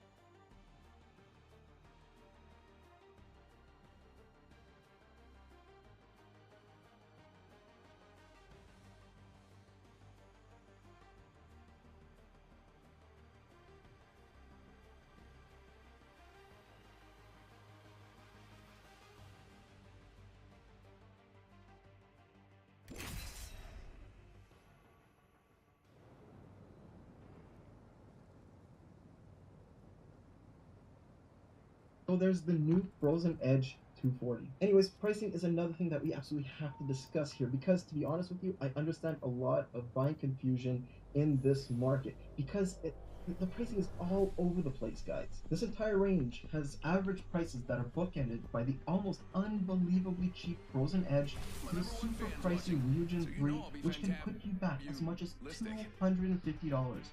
So you can sort of see why buyers might have some major questions here, because higher price doesn't necessarily lead to an AIO that delivers more performance. Because most that go for over $150 US simply include more RGB or add LCD displays or do a combination of both. The only exception to that is the T30, which simply includes almost $80 worth of fans. There's also a wide diversity of fan and pump speeds here. Some, like Arctic's Freezer 2, focus on silence, while others stick to the highest speed fans in order to gain an advantage in full RPM testing. Naturally, the absolutely bonkers Fantex T30 takes the prize here. Radiator thickness also varies wildly. Most stick to typical 27mm, but some others have started to upsize in order to take advantage of higher static pressure fans or simply focus on silence. But absolutely don't assume buying a thicker radiator will lead to awesome cooling without any sacrifices. If the radiator is mounted in a top position, you might run into some compatibility issues, especially if your motherboard has particularly high VRM heatsinks and the case doesn't allow for offset 120mm fan mounts. That's a particular issue for Arctic, which comes in at 65mm total height for the fans and rad, while the Fantex T30 rings in at 60mm. Somewhat tiny, but mighty. The classic vending machine case is now slightly bigger to support the massive GPU accessories for the built-in stabilizer kit and the 280mm all-in-one cooler with a 140mm fan fitment on all maps. The best part is it can't fit a micro-ATX motherboard with some limitations, but a full-size ATX box doesn't have a problem with fine dust filters everywhere and that interesting LCD panel for memes or system info complementing other hardware on this book. The new Tower 200 in 5 colors. And pushing all that aside, we have to talk about installation, because if you thought that after years and years and years of manufacturers making these all-in-one liquid coolers that every single one of them would have nailed it, you'd be absolutely wrong. Because of course there's a bunch of great installation kits here, and some I don't understand what the hell these companies were thinking. And look, I hate to call them out. Arctic might be the only one here with an offset mount for AMD, but they also have an installation hardware package that feels like it was from like a few generations ago. There's just too many small parts that can get lost. Thermaltake goes the exact opposite way and might keep things a bit too straightforward by reusing AMD's stock plastic clip system. That's not something I'd expect or want from one of this round of most expensive coolers. Deepcool has a straightforward and intuitive system, but I swear their hardware is made out of the world's softest metal. I almost managed to strip some of the thumb screws and broke a mounting stud. Luckily, we had a few extras lying around the office from other LT series coolers. NZXT, well, they're using the crappy Asatek stock mounting ring, which tends to slip and slide all over the place. And that leads to universally terrible mounting pressure, which is a big no-no on today's CPUs. For me, EK has the absolute best mounting system of the bunch, and it's also nicely organized in a reusable box instead of the small throw-out baggies from the other guys. Everything about it feels premium, even though this is very much a budget-focused cooler. And there's one thing I'm actually not going to get into in this video. Maybe I'm going to make a complete separate video about it, and that is the software that comes with some of these coolers. Because for the most part, it actually, believe it or not, miracle of miracles, it worked very, very well for us, even for the coolers that have those LCD displays. So, look, your experience might differ a lot, but based on comments from some of these coolers in their product pages, I think that a lot of people are having problems with cam, IQ, armory crate, and whatnot, but we actually didn't. And when you get everything running, yes, the LCD equipped coolers tend to cost an arm and a leg, but they can take your build to a whole other level. They can be as loud and obnoxious or as subtle as you want. And while these are actually something I wouldn't have in a personal build, I do adore the customizability aspect, but without a doubt the best looking and yes the most expensive cooler here is a Ryujin cooler. Its 60 FPS 24-bit LCD is just stunning in every way, and while it is a bit smaller than the last generation, it's brighter, faster, and clearer too. As for the more basic RGB equipped models, well, their visuals are highly subjective, but there's something here for basically everyone. Want more of a subtle look without any lighting on the fans? The LT520, T30, Pure Loop 2, and Frozen Edge might be right up your alley. On the other hand, the Nucleus offers some really awesome options if you want something blackout for less money or with a bunch of RGB. Flip that to the other side, and the Corsair Link H100i D30 and Galahad 2 Trinity are all there if you want more of a light show. Overall though, lighting on AIOs has become an art form, with pretty much every company here nailing RGBs in their own unique way. And while all these coolers here next to me are fairly unique when it comes to AIOs, a couple of them have some unique features that might sort of swing your decision one way or another. For example, the Galahad includes Lianli's super convenient rotatable hose fittings that make routing the tubes so much easier than the others here. Meanwhile, both ROG and Arctic incorporate pump head mounted fans to cool the VRM area of your motherboard. It's a novel idea that can be especially beneficial as the storage market transitions to hotter running Gen 5 SSDs. But for now, the benefits will likely be minimal. Be Quiet also did something pretty interesting here. They're the only ones to have a pump located on the tubes. This frees up space around the contact plate, but it also tends to clutter up the look of an otherwise clean build. Now before I jump right into temperature testing, there needs to be a very honest discussion about pump noise. The vast majority of the coolers here are perfectly quiet. Their pumps are perfectly fine running at 100% speed, but there are some exceptions, and I wanted to take a quick listen to those.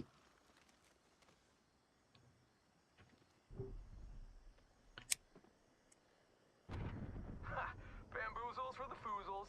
Yeah, I said it. So obviously there's some issues here. The Region 3, we actually needed to turn that pump down to 65% of its maximum speed in order for it to hit all of the decibel readings that we wanted it to. The exact same thing goes for the LT520. The LT520, it just intruded so much into some of its testing that its noise to performance ratio was completely skewed. And it still is in some situations. But the worst offender here is the Tough Liquid Ultra. I've got no idea what Thermal Take was thinking when they launched this thing, but we have two samples here and both of them make an absolute wreck. Anyways, if you're a first-time viewer of our cooler reviews, welcome, but you have to understand one thing. The way that we present all of our data is very, very different from the way a lot of other publications do. So I think a little bit of a refresher might be in order. Here in one of our typical charts, the y-axis is showing the CPU temperature in degrees Celsius, while the x-axis shows how noisy each cooler gets in decibels.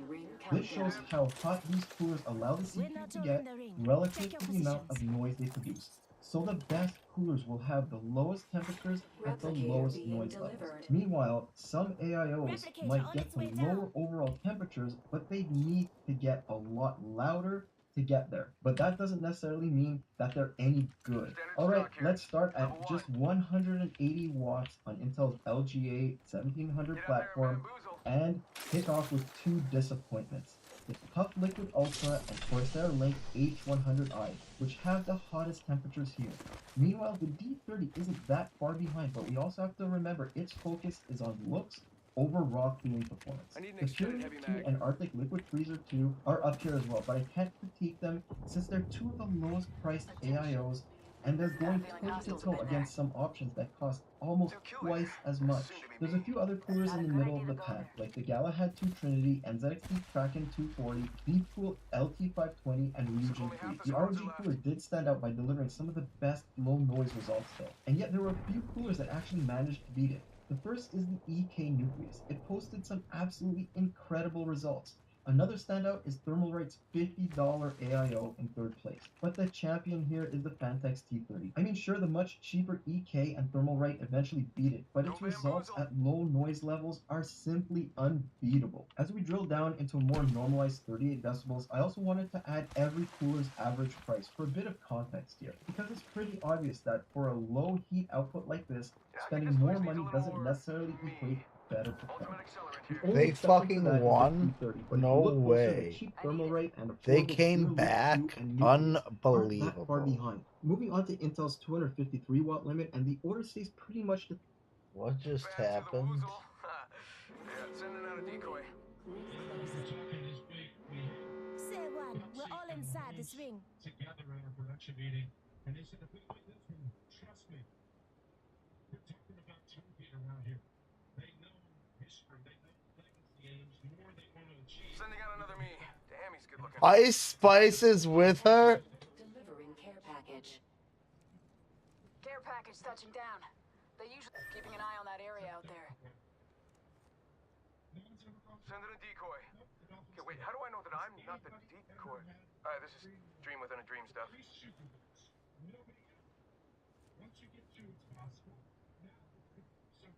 Go Bazoomba, bamboo, fool him.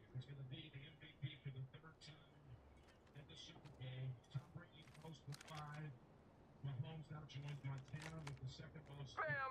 To the... Bam! I'm running out of ideas.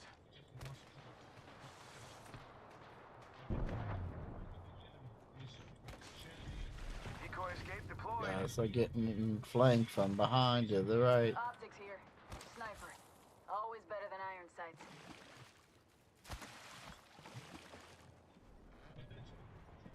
Optics here. Sniper. Heavy ammo here. God damn, dude. They came back. Here's your birthday present. Eat lead. Give me a sec. Recharging shield. Shots fired, and they're hitting me. Evo shield here. Level 3. Sending out my decoy. Eat lead.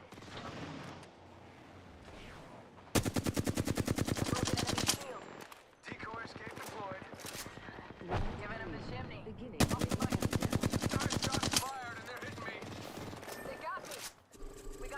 people. Reloading. Contact. On my mark. Contact. Tango near me. Hostile. Danger close. Down.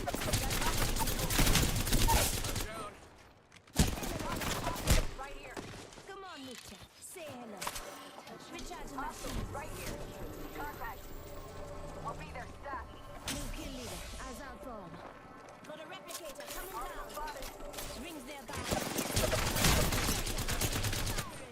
Reloading. Too slow.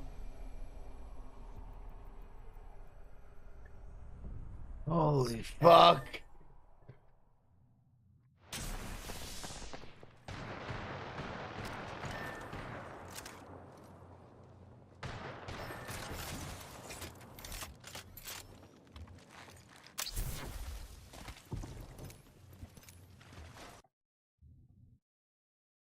The same with the NZXT, V30, and Arctic all clustered around the same area, while the super expensive Thermal Take and Corsair, well, they're trailing behind again.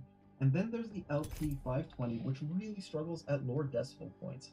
While the Kraken, Galahad, and ROG are literal carbon copies of one another, though the ROG does have a slight edge at 36 decibels. Meanwhile, the EK and Thermalright follow the same lines as before, but the Nucleus is overall the better choice here from a performance standpoint, especially at lower noise levels. And yeah, the T30 takes the crown again, but what's really impressive is this thing reaches its most efficient point so low in the decibel range. That means Fantex has a super highly tuned combination of fans, radiator, and pump. I have to say though, if you have the money and you care about noise, the T30 is what you should get, but the Nucleus, with its $110 average price, is still ultra competitive. The ironic thing here is that 4 of the most expensive coolers are also way far behind where you'd expect them to be. Now, if you unleash the purely to LT520, V30, and Tough Liquid all fail to get under Intel's 100-degree T-junction. The Link H100i and Kraken 240 also hit that point at lower decibel levels, before pulling things back as fan speeds increase. The Galahad 2 and Ryujin get even better results than those. But the best are still the best, with Thermalright and EK neck and neck, while the P30 is the only AIO here to get under the 100-degree mark at 36 decibels. There's a direct correlation between temperatures and clock speeds too, with the T30 actually hitting the chip's maximum 5.5 GHz peak core frequency at just 32 decibels, whereas the EK and Thermalright need to get much louder for the same result. But the fact I'm even talking about $50 and $110 AIOs in the same sentence as one that costs almost $200 really does say something. The only other one that came close to this is the ROG, which was impressive at They try to skirt around it. decibel, but then fell behind a bit. The rest, well, they went from respectable like the Arctic, Galahad, NZXT, and V5 to others that were just like, meh. Don't even bother. But if you want the absolute best from your high-end CPU at the lowest possible noise levels, you're going to want to stick with the T30, Nucleus, or the Ryujin. Of course, Thermalright is an amazing budget pick here again too. Gaming, well, that actually shakes things up a bit, since all of these coolers are being forced to deal with higher ambient temperatures. And unfortunately, the situation for both Corsair and the Fantex D30 goes from bad to worse, where both end up trailing the Tough Liquid Ultra, while the LP520 and Liam Galahad also start to struggle a bit. But all in all, most of these coolers end up performing within a degree of one another, even the less expensive Pyramid 2 and Arctic Cruiser 2 getting right into the fight, while the EK and Thermalright end up relying on their higher RPM fans to get wins. And I know I sound like a broken record, but the only thing that bucks this trend is the P30, which provides iconic results where it matters the most, down at quieter fan speeds where it's more than 5 degrees cooler than everything else. So basically, if your Intel system needs an AIO, the only real standouts are the T30 for being on a whole different level, and the D30 Tough Liquid and H100i for trailing absolutely everything else. Between those 2 points, performance really doesn't differ by all that much. Alright, so that's the Intel results, but by now you know that we don't stop here. Next stop in this frame is AM5, and I'm gonna be totally straight with everybody here. What you come to expect when the Intel platform just gets completely flipped on its ass when we start testing on AMD's latest CPU. There's a team on me over there. Starting with the I'm gonna move away. 7600X, the Come to best you. cooler here is the ROG Ryujin. It's just miles ahead. of middle-of-the-pack AIOs like T30, Tough Liquid Ultra, Charging and battery. Galahad 2. Meanwhile, the T30, Thermalright, and Nucleus actually become mid-tier AIOs on this specific CPU. Even Be Quiet struggles, but nothing, and I mean nothing, comes close to how poorly Corsair and NZXT do here. Of course, there's some pleasant surprises too, since the low-price Liquid Cruiser 2 wide and offset master chip can be a massive success. The LT520 becomes another price to performance leader here. The problem is its pump noise negatively impacts its standing at 36 decibels. Looking a bit closer at the 38 decibel mark shows why it's so important that we put more effort into testing on both AMD and Intel. Many of the AIOs which dominated on RGA 1700 struggle to get competitive results here, at least with the 7600X. And the 7700X actually causes some gaps to widen even more. The Link H100i and NZXT are still the worst, but at 38 decibels, they're joined by the B30, Tough Liquid, Galahad, and Pure Loop 2. And the Thermalright, Deep Cool, and Nucleus are literal clones of one another. At these higher heat loads, the T30 pulls its butt out of the fire to become one of the best solutions at 36 and 37 decibels, while the Ryujin 3 still proves that ASUS has found some kind of secret sauce for AM5. But Arctic, man, that Liquid Freezer 2 is awesome, isn't it? Look, if Arctic's numbers prove anything, it's that performance on AM5 is all about getting the best possible contact with AMD's heat spreader. Do it terribly like that old plastic NZXT mount and it'll turn into a disaster. Do it well and you get ROG and Arctic performance levels. And the 7950X just proves that point.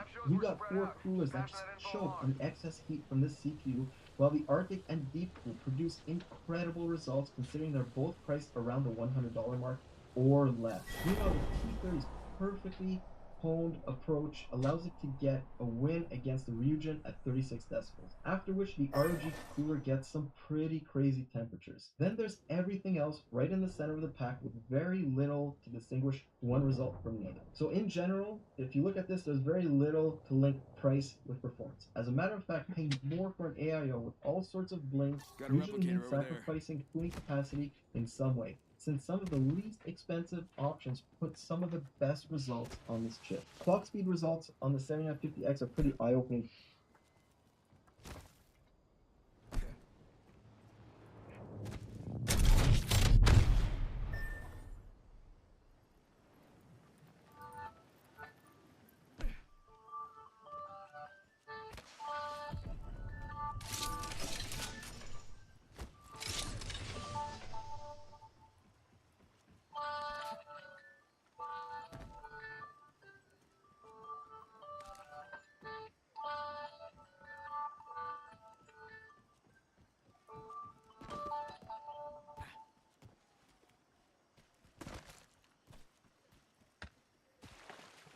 Bringing out the old football there, huh?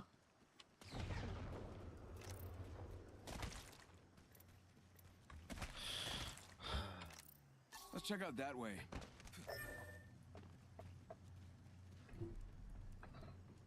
With the ROG, Arctic, Deep Cool, and Vantex P30 all grouped together, followed by literally everything else. Performance on those 4 coolers, specifically under 38 decibels, makes them far and away the best options for this processor. But the actual difference between the best and worst AIOs here isn't as much as you might expect. We're talking about under 100 megahertz. Gaming on the AM5 platform doesn't give significantly different results than we saw before, but now Arctic and ROG are a lot closer to one another, and the T30 puts in another great showing at 36 decibels. Meanwhile, the LT520 becomes a standout at 38 decibels and beyond, though it still struggles at lower noise levels, again because of that damn pump. Even the Kraken pulls things together, but that leak.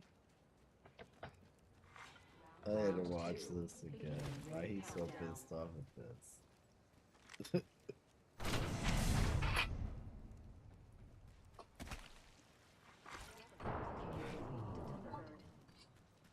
Check out that replicator coming in.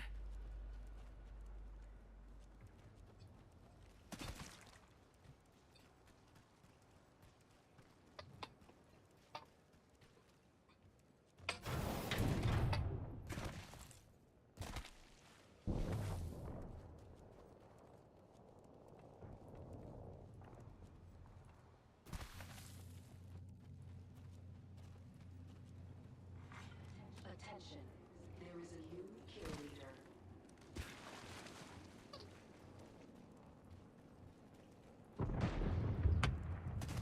The H100i all alone with the hottest temperatures here. I'd actually say that this time the Thermalright Frozen Edge has the most disappointing results, since it really struggles to get competitive numbers unless it's running at annoyingly high noise levels. Luckily, at a cost of 38 decibels, it gets decent results, but man, what a win for Arctic and D3 against coolers that cost so much more. This game is what most of you will be doing. I'd say this is probably the most important test here, and the least expensive options end up looking like awesome buys. Alright, I know that we've gone through an epic ton of information, but I also wanted to sort of distill this down a little bit. I want to see if any of these coolers are actually held back by crappy fans. So in order to do that, we're going to do a little bit of fan normalized testing with a pair of Arctic P12 Maxes, some of the best fans on the market right now. Let's start by putting the results with the stock fans right here, and then overlaying the P12 Max results. And we're seeing improvements of 3 degrees or more across the entire range, except the T30, which once again proves how well its fans and radiator are optimized for one another. The only other minor exception is the LP520, which only saw a 1.3 degree reduction, and that's because of its insanely loud pump still impacting results at this decibel level. But let's reorder these results to see if the positioning between the coolers changes. And suddenly the EK, Ryujin, and Frozen Edge take the lead. But in the Nucleuses and Frozen Edges cases, they're now hitting way higher than their price class. You might also wonder why the Ryujin with its Noctua fans also improves by so much, and that's because the industrial PPCs need to get loud to be good. The interesting thing is the D30 and Corsair H100i both saw some of the biggest decreases with the P12 Max, both averaging over 4 degrees. And those results, they point right towards why Fantex D30 and Corsair H100i tend to struggle so much in some tests. It all comes down to fan coverage versus radiator size. Popping fancy LEDs onto both AIO's fans leads to smaller diameter blades, which means less direct airflow through the radiator's fins. Fantex somewhat compensated for that with a unique blade pitch and a deeper housing for increased static pressure. Corsair obviously built their fans for looks only, and there's absolutely nothing wrong with that. It's just something that you really do need to take into account before assuming one 240mm AIO is going to perform like another, especially when it comes to this one. Now there's a couple of other all-in-one liquid coolers, at least 240mm variety, that I've linked with my recommended class. One of them is NZXT. The Kraken might look amazing, especially in some of its forms, but that old mounting kit just lets it down in every way, shape, and form. And Thermal Take, their Tough Liquid Ultra, look, it's positioned as a high-end AIO, but it just gets trounced by every single other solution that costs less money. This is one that you're definitely going to want to avoid. The Deepcool LP520 was solid in AM5 testing, but it's got a pump that's ungodly loud, making it impossible to recommend. The BeakBite Pure 2 didn't really have any faults, but nothing really stood out about it either, other than a very competitive price. In most cases, you really need to ask yourself what you want, performance or fancy lighting effects. There's only 2 AIOs here that somewhat bridge the gap, the D30 and Galahad 2 Trinity. Both offer relatively good numbers while looking absolutely stunning. I mean, yeah, the Ryujin 3's LCD looks bananas, and its performance is off the charts on AM5, but you're gonna pay a small fortune for it. But what about my overall recommendations? And if you haven't figured it out by now, well, it's basically they.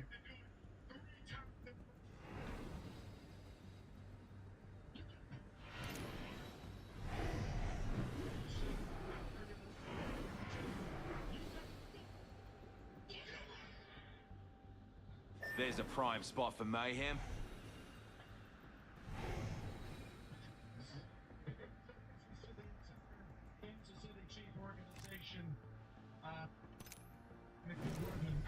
Get ready, moving up.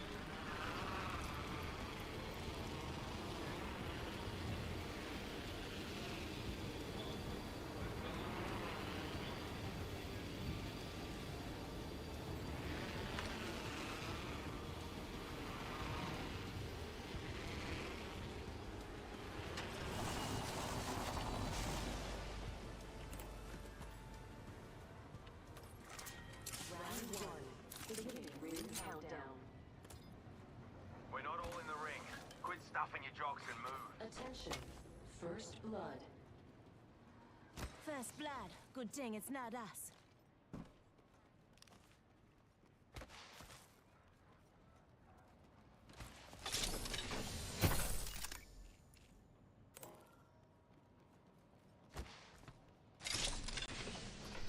"45 seconds. Ring's just up ahead."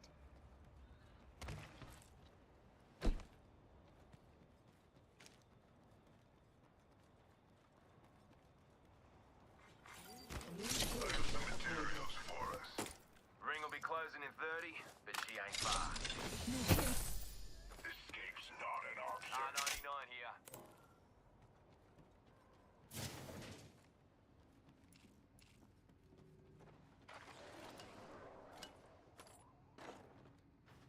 Find me an extended heavy mag.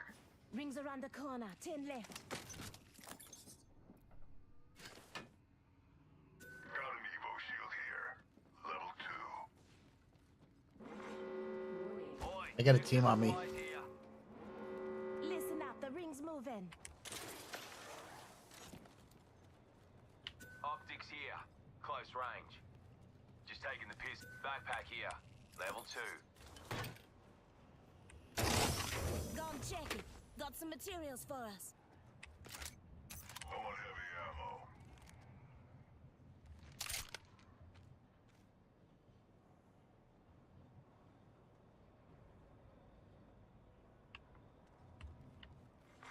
Care package being delivered.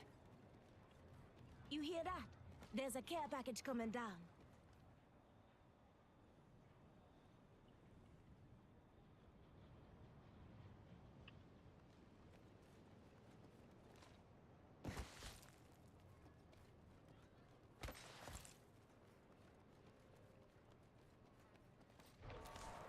Standard stock here.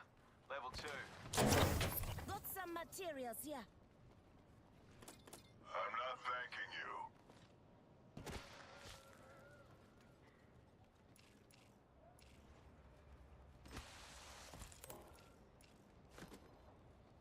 Hang on a tick, I'm crafting. Optics here.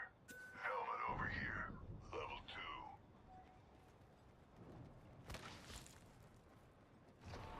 You can't escape. Crafting. Give me a damn minute.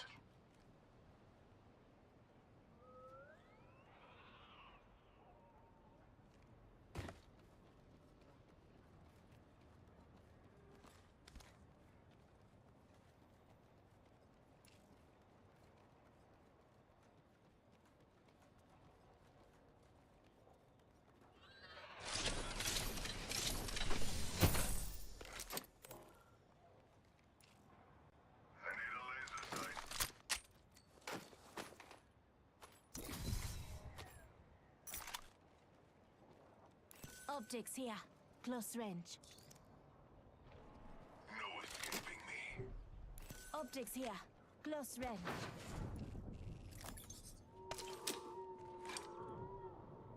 Come and get your birthday present.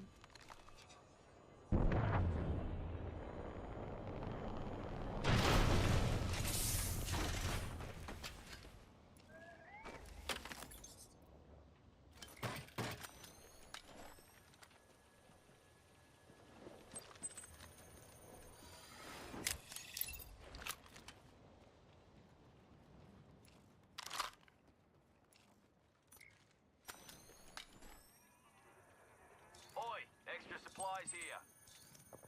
Barrel stabilizer here. Level 3. Another dead bird.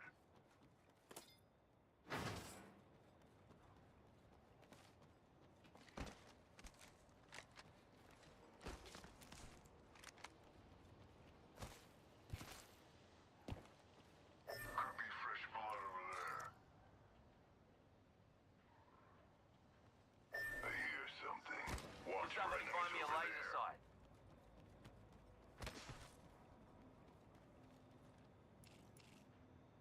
Optics here. Mid-range. Extra supplies over here.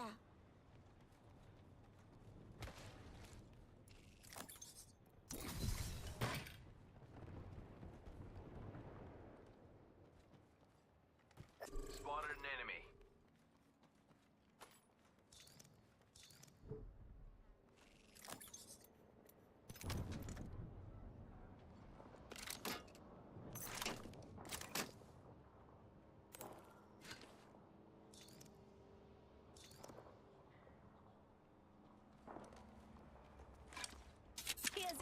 birthday present.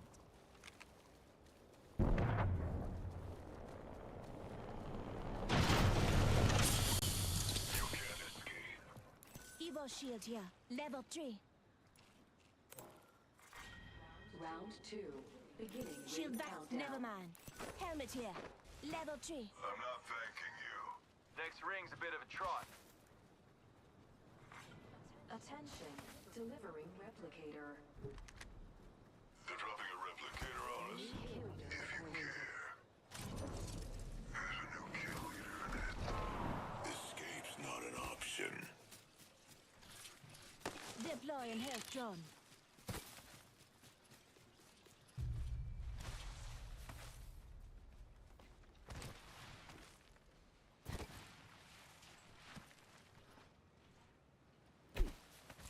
Lucky for you, I've got some extra supplies here. Standard stock here. 30-30 repeated here. Salvo's finest. Except for old Fusey, of course.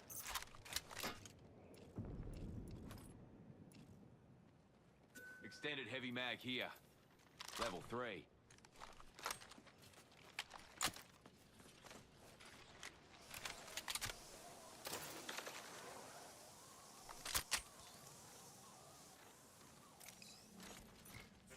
Seconds. Rings nearby.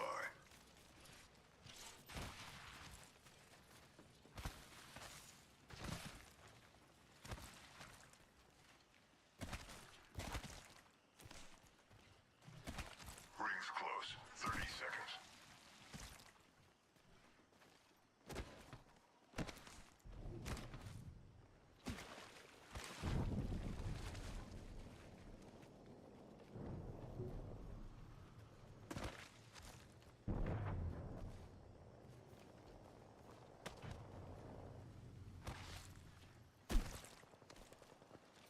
We should check out over there.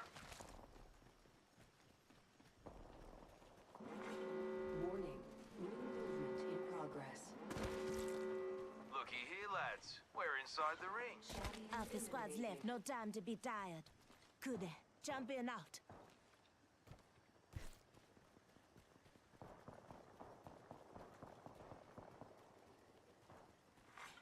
Care package being delivered. Got us a care package coming in.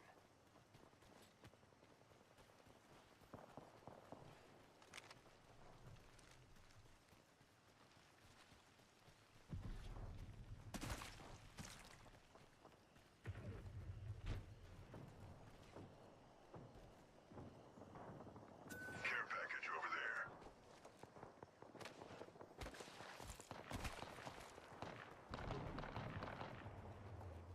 Contact over there.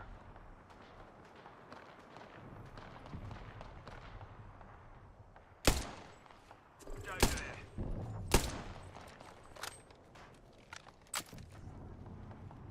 Could be fresh blood over there. Care package over there.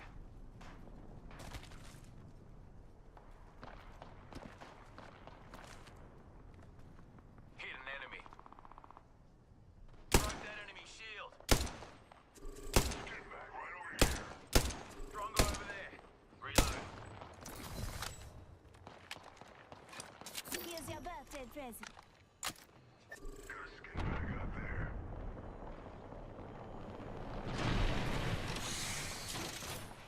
Evo shield here. Level 3.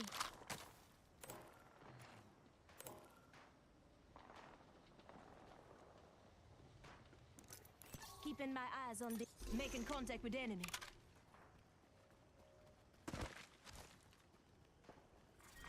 Round 3. Beginning. Hit an ring enemy. countdown. Being shot at. Another squad's joining the fight. Ah, Struth, I'm down. Delivered. Joker there. They're dropping a replicator on. Just try and escape. Who's into the tent?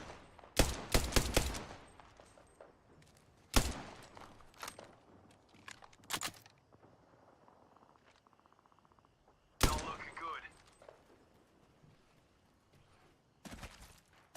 You skin suits and your wine. Got me a problem. Enough already.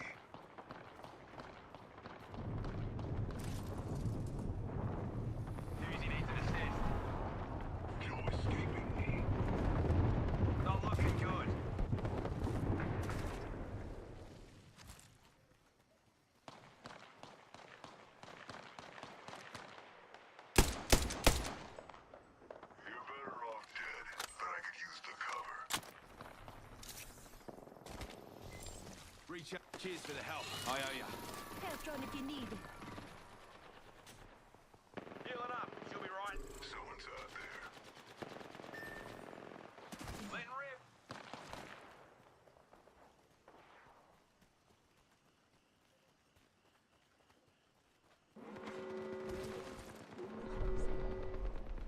Here comes the old knuckle cluster. We're in the ring, which means they're coming to us. You hear that? There's a care package coming down.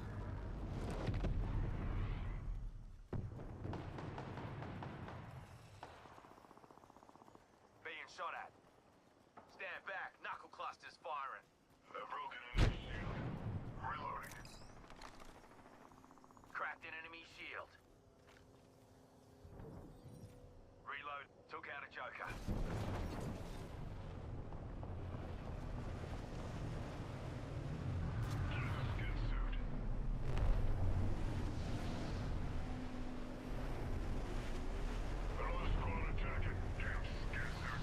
Dropping the mother load. Mind your head. Deploying me knuckle cluster.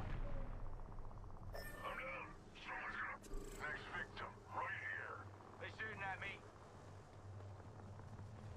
Letting rip. Reloading. Crested says, what are you doing, Lifeline? Enemy here. I'm surviving. Crested says, why are you always a mile away? So you guys ran away. You ran away from me at first, and then you fucking didn't stay with me at second. Crested says, bro, we were fighting LMAO.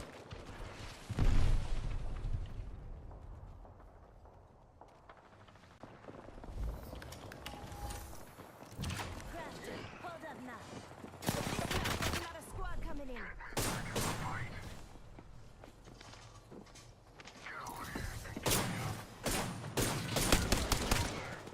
45. Help Tony. Enemy shield. Sorry about that, amigo. Get to respawn so I can chase you down again. Maybe if you Colin stayed alive, I Emmanuel wouldn't have to be 23 trying to says, fucking. Pendy Jizzo. Yeah, you guys are Crested idiots. says, nice 44 DMG. Crested says, Nice great job. mic. Nice mic. Really, that's fucking awesome. Your mic is fan-fucking-tastic.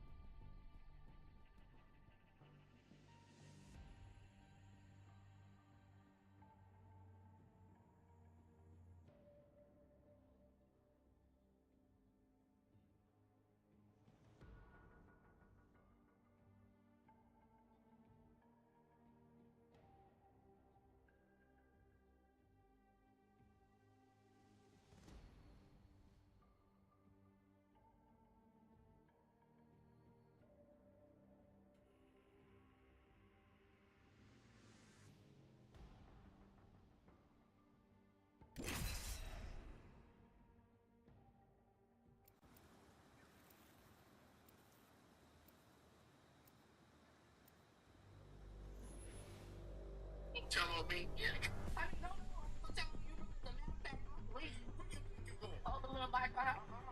Don't tell on me, ain't you? I can win this thing with one eye closed, or both eyes closed. Hell, I don't even have to show up. This next match goes out to all me fans back on Salvo. We're winning this. For the core.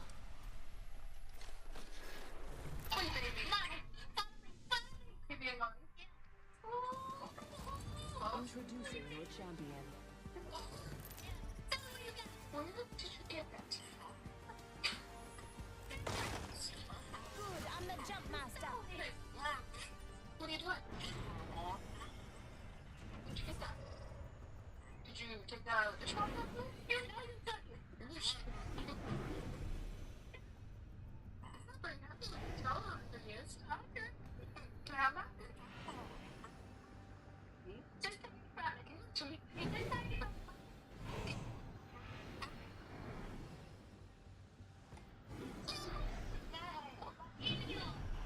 Get ready,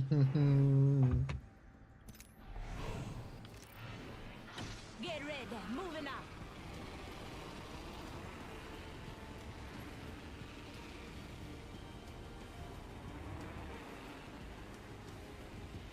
Is on the platform. You're gonna have some recommendations for Intel and some for AMD. So starting with Intel, it has to be EK Nucleus CR240.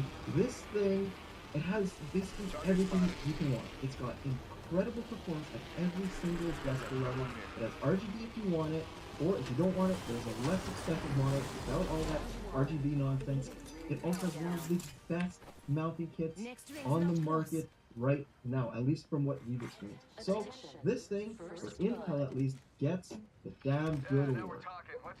Meanwhile, for 13th and 14th gen processors, for just $50, the Thermalright Frozen Edge brings home a damn good value award. I mean, this thing is literally a quarter of the price of higher end options, and yet it hangs with the best of the best. The only reason why the Frozen Edge didn't win it all on the Intel platform and get the damn good award is because I can't shake this little voice inside of me that's saying that this is too good to be true.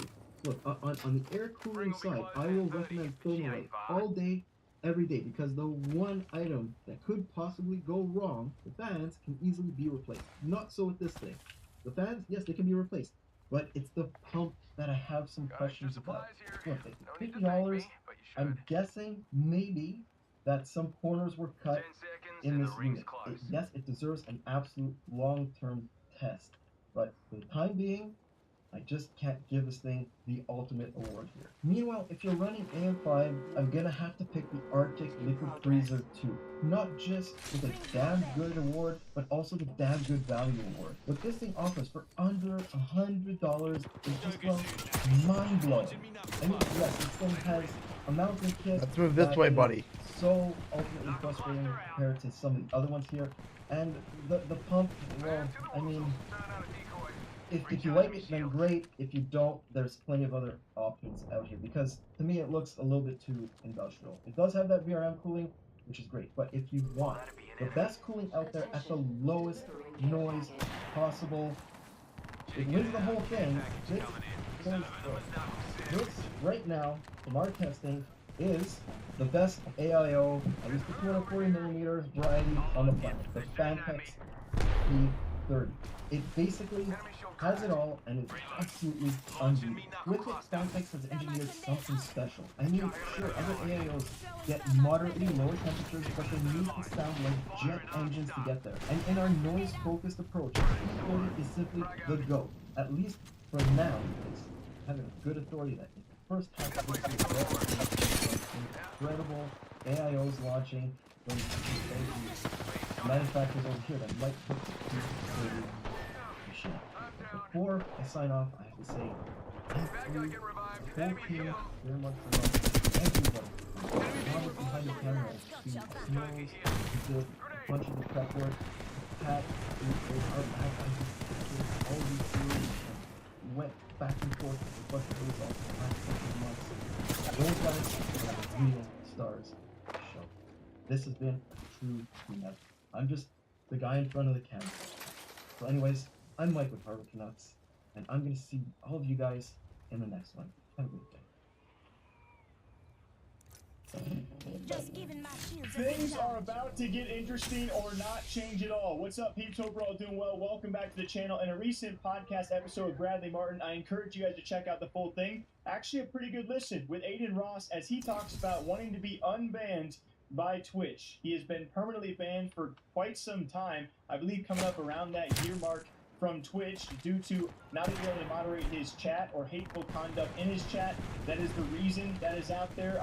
Whether or not you believe that to be the official reason, that is totally up to you guys. But Aiden Ross saying that he wants to be unbanned by Twitch ahead of a trip potentially with Kai and Speed, because the content, let's be honest, for both platforms, would probably do numbers. So, like, if you do you have any like overseas stuff planned, or are you gonna do any like stream stuff like that? They said it needs to be entire looking really straight together. About Can you mark something? Oh my god, that guy disconnected. What a loser. Because I'm banned on Twitch still. Dude, listen, these people need to take a message. Just understand they can't They can't sustain doing that. God unban me, man. Twitch, come on, let's all come together. Like even if the like, content respeeding Kai can make it Spain would be crazy. and it's also would benefit them largely. Like So why insane. why would they be so against it? Man, I don't know. I just think it's like a ego thing, honestly. Yeah. But it is. Like I think it's time to unban me. I think it's time to bring all platforms together and all creators together, and I think it's time for everyone to make the best content we possibly can make together. I've been way more collaborative with Kai, with Chasey, with so many people. It's like I don't know, man. Yeah. So what do you think about that when they start doing like streamers of the year and you guys are nowhere to be found? Like Brad, I was never on a 2020. Like even 2021, I was never on that. Right? Why? And I had the biggest year. I was the guy in 2021. Bro, come on. I was averaging. At the beginning of the year, I averaged like 2,000 viewers, and I was averaging like 110,000. Like towards the summer. And so my question to all of you guys is, do you think Twitch will ever unban Aiden Ross? This is definitely a very curious case, and coming off the back of just a couple months ago, it was actually Kai Cenat, arguably one of, if not the top Twitch streamer, certainly up there, numbers-wise and sub-wise. I would say one of the faces of Twitch currently, where he meets up with Dan Clancy, the CEO, and asks him to unban iShowSpeed over 2 years after his permanent suspension from the platform. There was definitely some very, very bad jokes, very bad. He was very young at the time. I think a lot of people give him some lenience on that, and of course it being over 2 years, to which within a few weeks, Dan Clancy and Twitch then unbanned iShowSpeed. He's now allowed back on that platform for collaborations, although currently still a YouTube streamer, also has a deal with Rumble along with Kai, so we're yet to see him heavily involved in Twitch content. Who knows what the future might hold there, but now it's Aiden Ross, who is banned for very, very different reasons, has a very different background with Twitch. So do you think Twitch will ever actually unban him? Because the official reason given for Aiden Ross's permanent suspension, I keep saying that because I don't think any ban on Twitch is ever going to be permanent unless you kill someone or do something god-awfully unforgivable, because they have unbanned so many of their permanent bans in the past. I do believe that Aiden will eventually be unbanned. I just don't know how long it's going to be. He also had a slew of bans before this. He definitely said slurs on Twitch. He also, of course, has the whole ordeal where he is now a co-owner in Kick and heavily pushing that platform. Before his ban, he was using Twitch as a kind of a leverage point, a launching point to move his viewership over there. Now, Twitch has not done any banning of other streamers doing that, but it's just something to add into the equation. And then the hateful conduct in his chat, which was the main reason they gave for cause to permanently ban Aiden Ross. Now, whether or not you think that's the right thing to do, will Twitch ever go back on that? This is I really don't know. A lot of times I could give a guess, but I really don't know which way they would lean on this, because they have unbanned so many people. But can I see them unbanning Aiden Ross, of all people? Probably not, but time heals all, so you never know it's which. And we also are at a time where Twitch is allowing multi-streaming. Twitch is bending and loosening up their rule book, and I think Twitch would love to have some extra viewership if Kai or Speed or a lot of these guys of the top tier want to actually collaborate with Aiden while he's on Kick and they're on Twitch. It does technically benefit both sides. The question being, as a business decision, would it be good for Twitch to do so? So what do you guys think? Make sure to leave a comment down below. Aiden Ross wants to be unbanned by Twitch, but will they actually do it? Till next time, take care. We'll see you back here soon. What's going on, guys? Welcome back to the Triple B News channel. Recently we spoke about Mutex and Knight and a little bit of a kerfuffle. They ended up falling out, and it was to do with their playstyles not meeting up. But we've actually been sent over the full argument, which includes Mutex, Knight and Blast, and we're going to play that through for you now. Take a listen to what Mutex and Blast had to say towards Knight.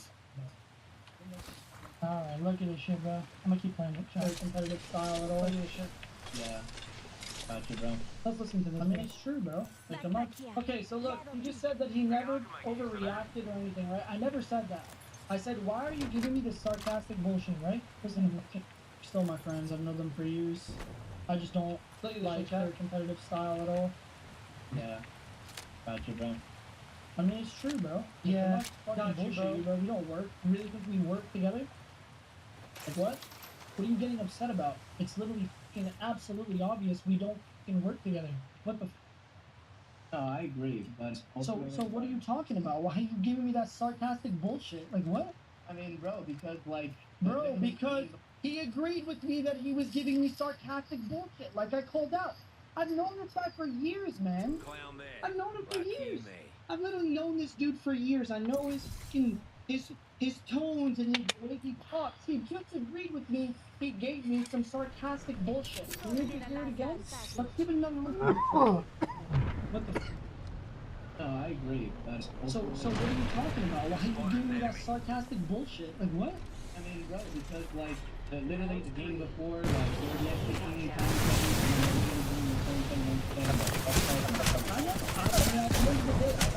Of course, I go to pack a fucking bowl and that's what happens. At the end of the day, bro, everyone takes their own fucking route, makes their own fucking play, and that's why we all scam. At the end of the day, that's what happens. Okay? Because we all have a different play style, and it doesn't mesh well. That's literally what's happening. It's literally facts. I don't need that sarcastic response next time. You know it's literally a fact, and we just don't work well. I just don't like the fact that you're gonna sit there like you do this every tournament. Like Rasim made an issue in a 2v1, and you wanted to like mute up and talk about it, and I didn't want to. And then the next game, you do the same thing with the track, and then you just brush it under the rug, and you're like, yeah, that was on me because like me and you were supposed to be in a 2v1. You do the same thing he did. You didn't communicate what you're doing. You scammed. So let me just mention that, right? So when my teammates did something that I didn't agree with, I wanted to go out of my way and show them why I didn't agree with it and give them.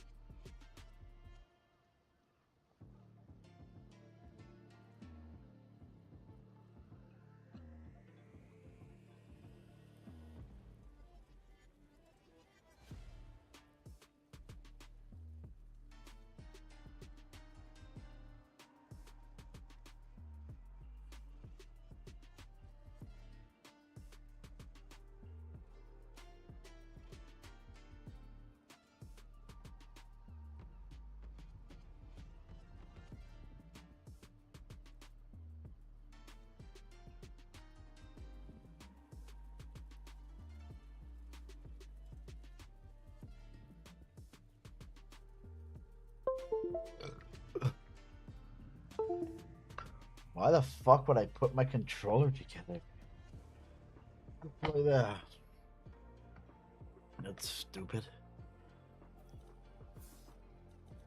It's online, no one. Competitive. Let's go make it out of this fucking hellhole of iron. Do you know what a sex penis looks like? No. What? Do you want to guess?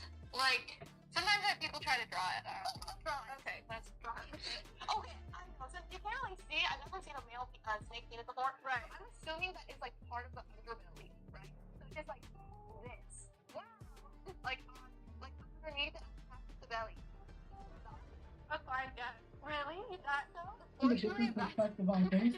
I also wanted to add something else to it. Maybe a creepy moment. Match maybe. found. I don't know.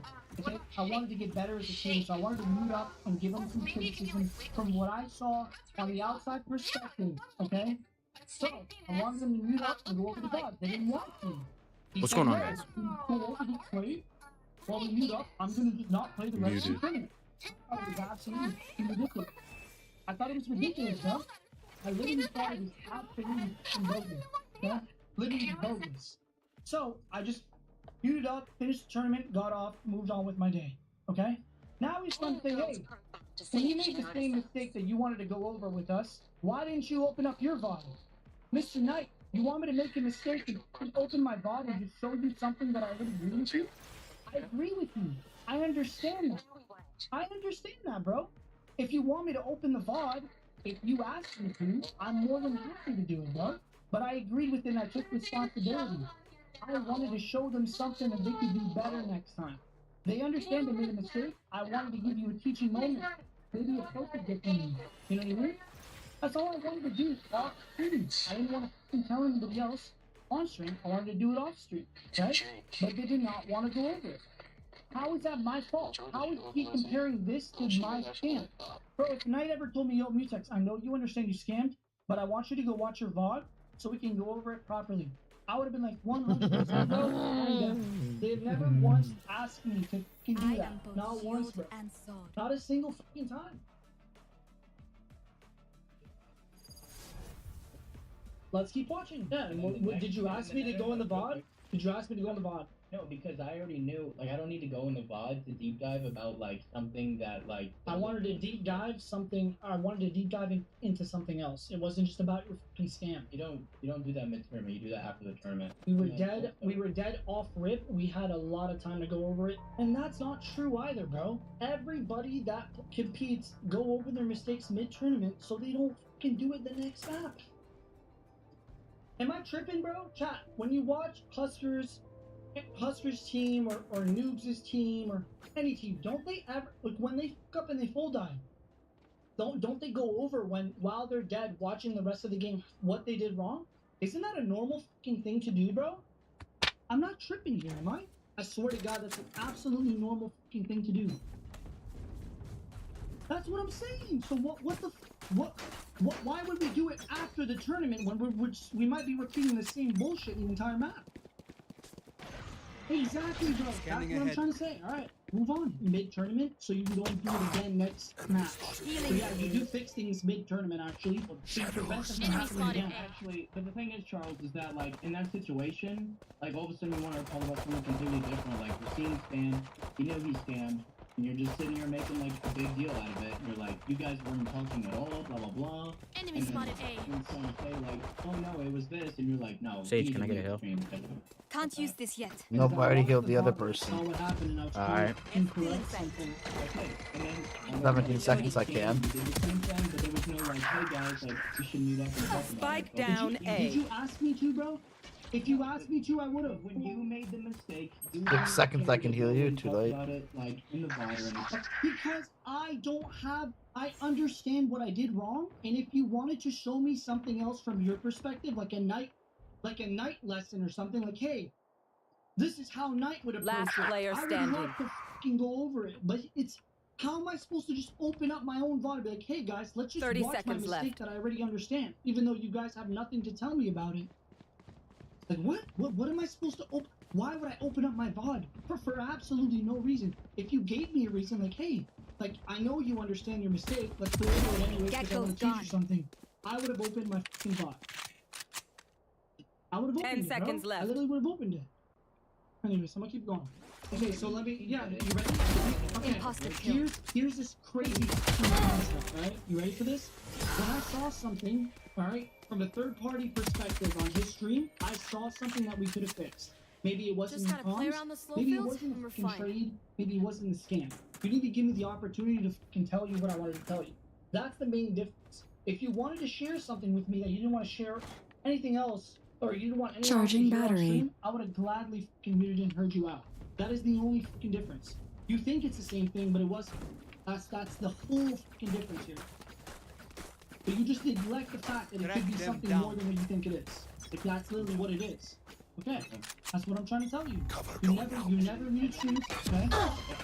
Move! Why are you body blocking me, bro? Then make sure they say everything. In our next game, you scam our entire game 2 different times. Unfucking believable off the start. Yes, I'm well aware. What does that have to do with the team? Nothing. It has nothing to do with the team night. I f***ed up and I owned up to it. Am I going to do it again? No. I understand that. I owned up to the mistake and I know I f***ed up.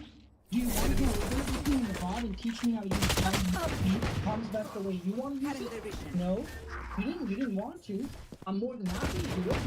I'm more than happy, but I took responsibility for my fucking mistake. I did. You guys want to go watch it with me? Who wants to go watch me own up to my fucking mistake once again?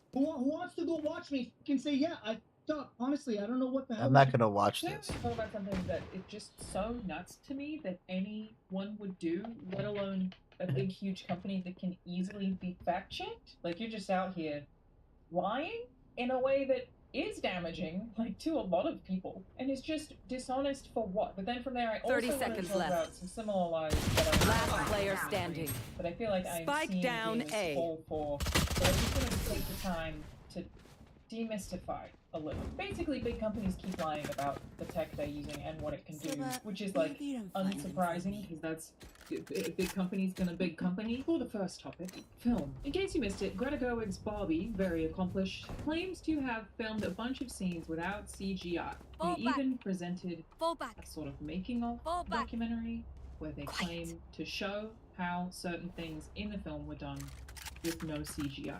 This Yahoo News article falls for it, Don't even though it fucking is, like, crowd me. very easily proven to be untrue. Hi, yes, hello. By now you probably know that Barbie is the biggest movie of 2023. I don't know how else to read it. Move the fuck out of the way! Moving between Barbie Keep land yelling and at the me real like that world, and I'm I gonna can't kill you figure on out purpose, I'm going to bitch. die. Okay, good luck. I don't understand why I just said don't fucking crowd me and then you just do exactly what the opposite. Nigga, I wasn't crowding you. I'm not You clearly got black. out Don't the call fucking me way. that. That's fucking rude. Hello, I'll call you whatever the fuck I want, bitch.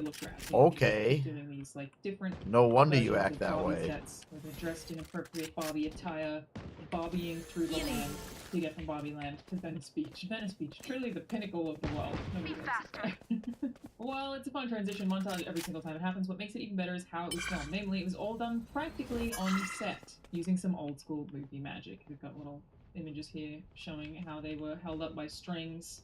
Instead of having the actors film these moments on a green or blue screen and have the elements CGI'd in later, Barbie likes to build sets and backdrops, which helped give the two-dimensional feeling that is seen in the finished scene. Now, again, I'm going to show it to you, but why would you lie about this? Obviously, because CGI is lazy, cheap man's way to make film. Oh, we turn our noses up at CGI. Disgusting. Camera back real quick so you can't see my fake cyberpunk backdrop. I mean, no, that's all real. It's all definitely real. Now, there are certainly things that I do not like about overuse of CGI. There are a lot of things What the fuck? I'm certainly one of the people that is kind of getting sick of the volume. So much of Star Wars started to look like because they're using the volume, which a lot of people have seen. It's very, very, very cool tech. You can't use it everywhere. And there are certainly downsides to overuse of CGI.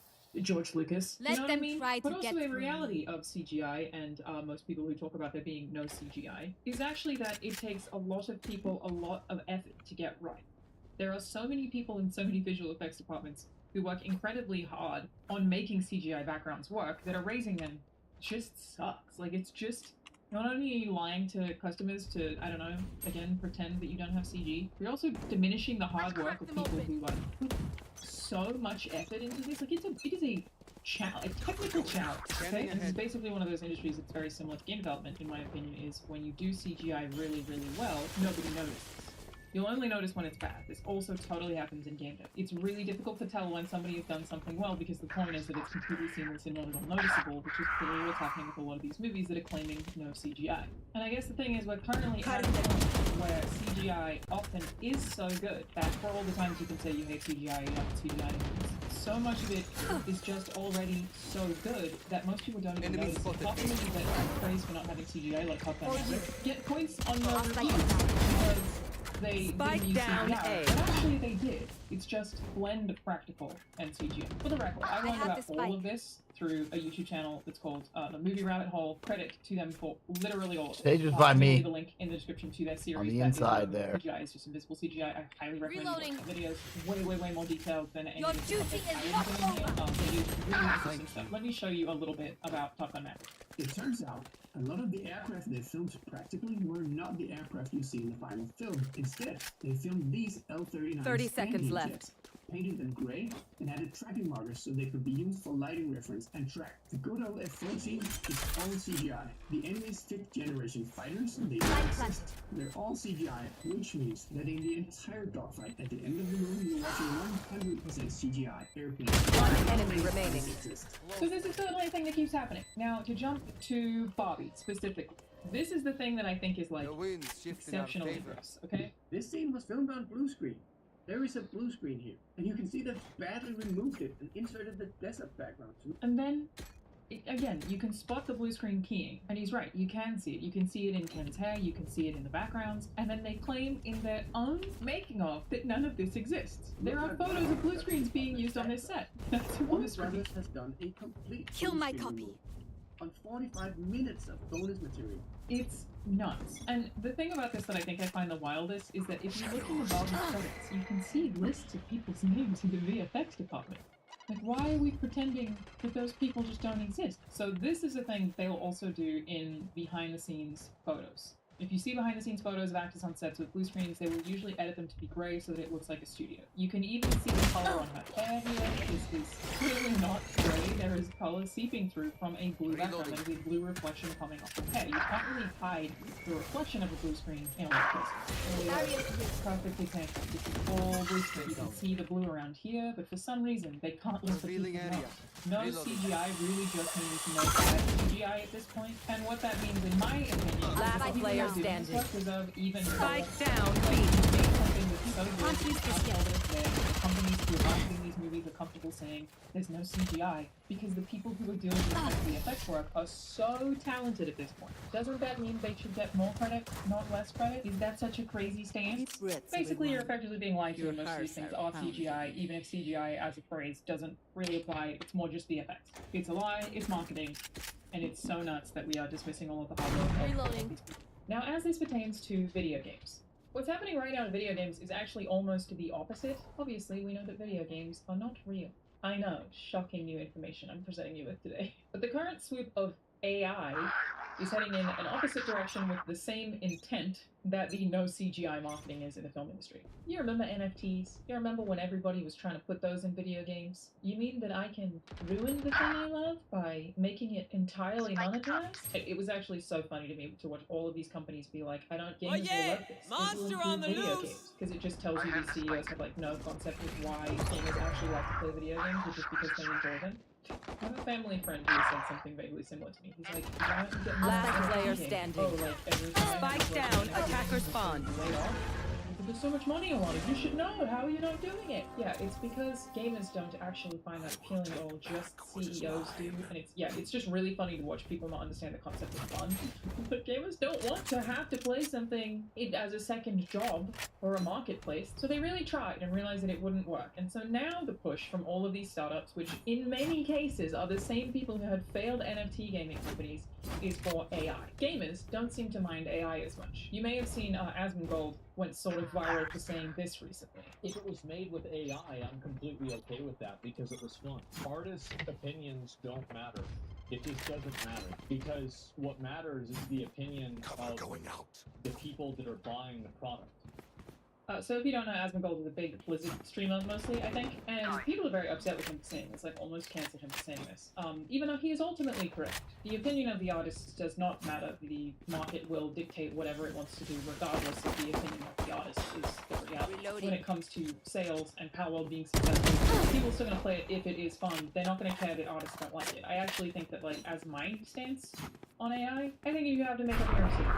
You can choose what you want. It's going to get messy out here, where generative AI is concerned. There are certain things that I personally will not play. You have to make your own choice. For me, I don't want to play something that has art that was AI generated, that has writing that was completely AI generated, or that has music that was completely AI generated. That is my stance. Maybe I won't even be able to, but my attitude personally is like, what is the point in even existing? Like, literally, one enemy remaining. Human, if not to at least experience culture or community. You know? That's how I feel about it. You have to make your own choice about what you do and don't want to play. But within this framework, there is so much misinformation that is coming from these same shitty NFT bros who are trying to sell you on how amazing if they just use AI because they're trying to make you accept it, even though in a lot of cases, games already use AI. Every single video game already uses AI. I don't know how we've forgotten that. The word AI is being thrown around as something net negative, even though video games have been using AI for a very, very, very long time. B, there are a lot of things that companies are trying to sell to you that video game developers can already actually do. It's so obvious to me that they're just trying to sneak in AI to get a quick buck from any company they can while it's still hot, because the NFTs didn't work. Like, it's the same fucking people, genuinely, look it up. Literally the same names of founders of these companies, it's so nuts. There's an article from The Verge about NVIDIA's new AI NPCs. I'm a huge fan of NVIDIA. I have their graphics card. Them pushing AI tech is hugely beneficial to them as a company. Same as NFTs were, actually. NVIDIA makes so much hardware and there's so much tech that is dependent on their exact kind of hardware. But there's this particular part of this article that people are calling out on Game Dev Twitter that I think is really interesting. The article talks about them trying the NVIDIA AI and that it wasn't actually very good at this point in time. But goes on to say, I can now absolutely imagine games where NPCs remember what they've seen and react to the game scripts as it unfolds. The right bits could enter their memory bank at the right time, get filtered through their personality and desires, and make the game more immersive and interactive as a result. We can already do this in video games. This is already available in development. This does not need some new AI tech. In fact, that's the thing for half of the things Spike down, attacker spawn. will be able to do. Or at the very least, that AI tech has already existed. People keep talking about it with Grand Theft Auto. I think Rockstar are trying to patent some new technology that would allow for more immersive reactions. Say, you know how in previous GTAs, if it rains, they might pull up a newspaper to cover their head, or maybe if they have an umbrella, they'll use it. They're trying to combine that body language with the weather effect, with maybe that particular NPC being in a certain mood. This does not require any new AI tech. This is not some recent breakthrough. This is something that literal game dev tools can already facilitate. It's being spoken about as though it's some new thing. This is just how game development is able to function. Been able to function. Spike down A. The room and the ideas to iterate. But that's not some new AI thing. It is still somebody coming up with those systems. This stuff does not require generative AI, which is the thing that I'm talking about personally being against, which thankfully Verge did mention here is we can already, as game developers, use these things to augment the games. That's half of what game dev is making sure that when this person reaches this place and this thing happens, that they remember this thing also happened. It can still be very complicated, and AI can still make mistakes with that kind of stuff as well. But it's not some new thing. But yes, we don't want any of it replacing voice actors, writers, or artists. Again, I will you're gonna have to hold decide up what your the personal sky. stance is. Do whatever you want with that. But it's just so bizarre to watch these things basically be repackaged as some shiny new tech that's gonna make video games better for players, when it's stuff that already exists. Like, this is just nonsense. It's not even generative AI. It's basically just another silly little bubble. Don't let them fool you. Do I think some of these companies will succeed? Yes. Do I think that what Asmongold said is correct? That the opinions of the artists ultimately don't matter? Yes. It was almost surprising to see them get that much backlash for it. It's like, it sucks. They should, but financially they don't matter.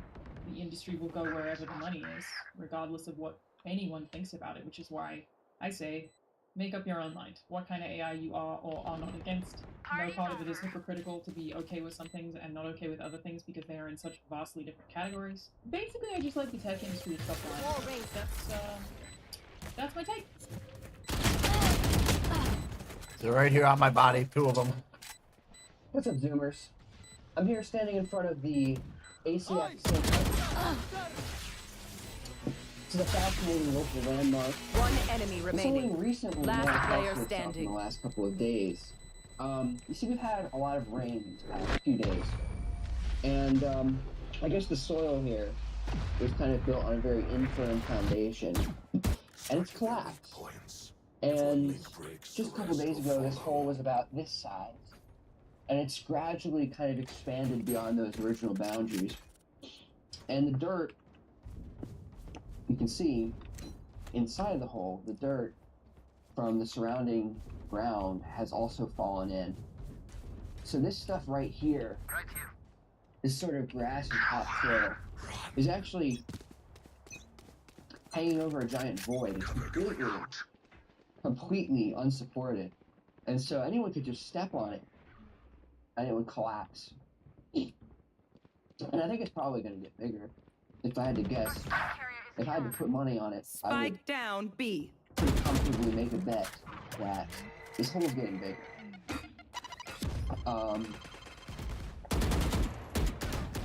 And that brings me to the subject of today's video. Baby boomers. Last We're player talking about baby standing. boomers. Sometimes in this channel. Flawless. I've never really taken a proper deep baby boomers. Level heads We until talk we're about home, baby yes? boomers Good. a few times on this channel, but I've never really taken a proper deep dive into talking about the world that they created and the world that we've inherited from them. But I think this whole kind of serves as a very useful visual analogy of the rot that's been done to our social fabric by a phenomenon that I term learned narcissism. I'm fairly sure that most, if not all of you, are familiar, at least in passing, with the concept of narcissism. You've probably heard it mentioned on social media. You've probably seen it in movies, or heard about it in the news. And it's so pretty high that you've seen it modeled by at least a few individuals in your own personal life. To boil it down to the basics, the narcissist is someone who is lost in the throes of self-discovery. The center of a narcissist's world is him or herself.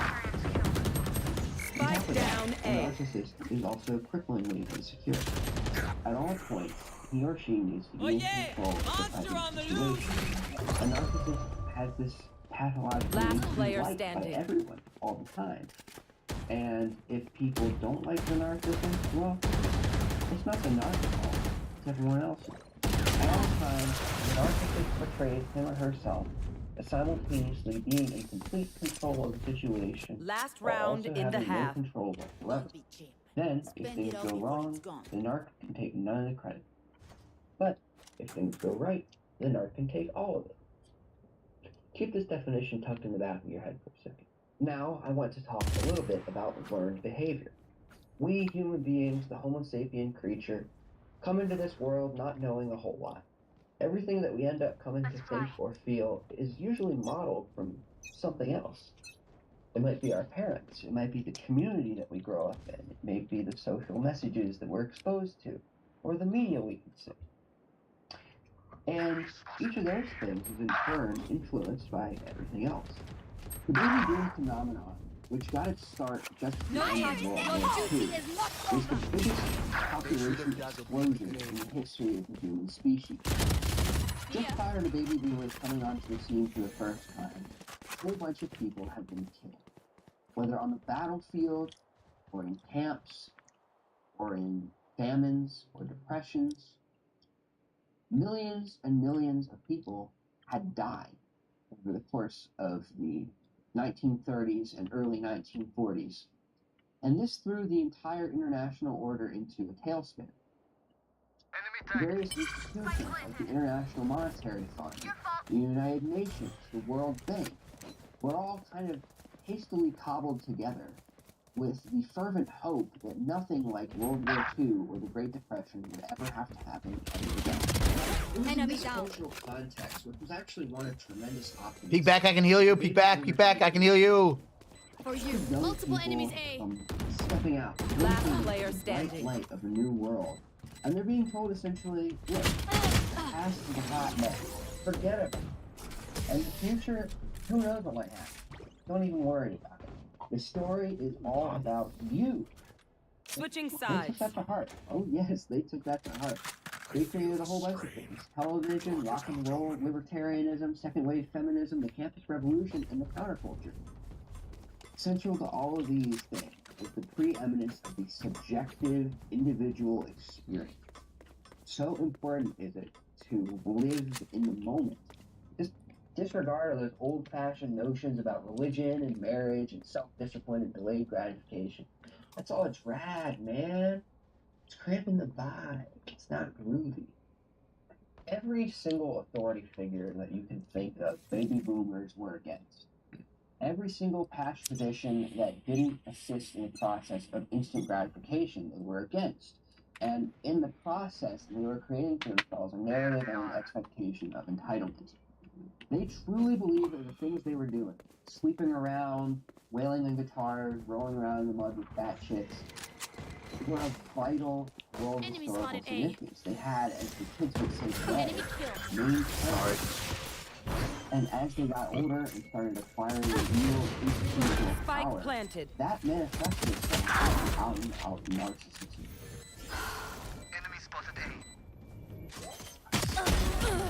Reloading. Body. What is this from? Oh my gosh.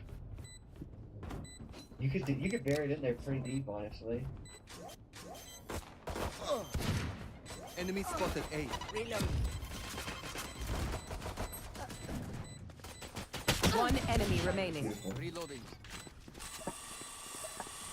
Was that important? I think that works for me. I love it. Should we sing a funeral dirge for it? Whoever finds this brick, the instructions are on there. Okay.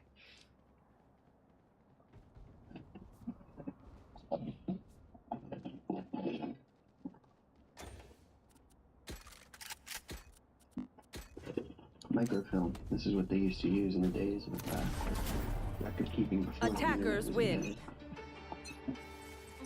Now, obviously, I don't mean to imply that every member of the baby boomer generation is a raging egotist. I don't mean to paint this picture of them all being part of some giant hive mind either. Obviously, there are exceptions to every rule, and every group has its outliers. It may even be that the people who counter-exemplified the general trends of the baby boomers were larger in number, but they were certainly not larger in influence. And this is due in no small part to the fact that being narcissistic tends to draw people towards positions of authority in society. Narcissists are drawn to power and influence like moths to a flame. And this is particularly true with the case of one little narcissist by the name of Alec Baldwin. More likely than not, you've probably heard of Baldwin, but did you know, long before he remorselessly shot a cinematographer on the set of Rust, and long before he debuted his mediocre Trump impression on Saturday Night Live, this man was terrorizing his then 11-year-old daughter and getting thrown off of airplanes. Here are a couple of clips.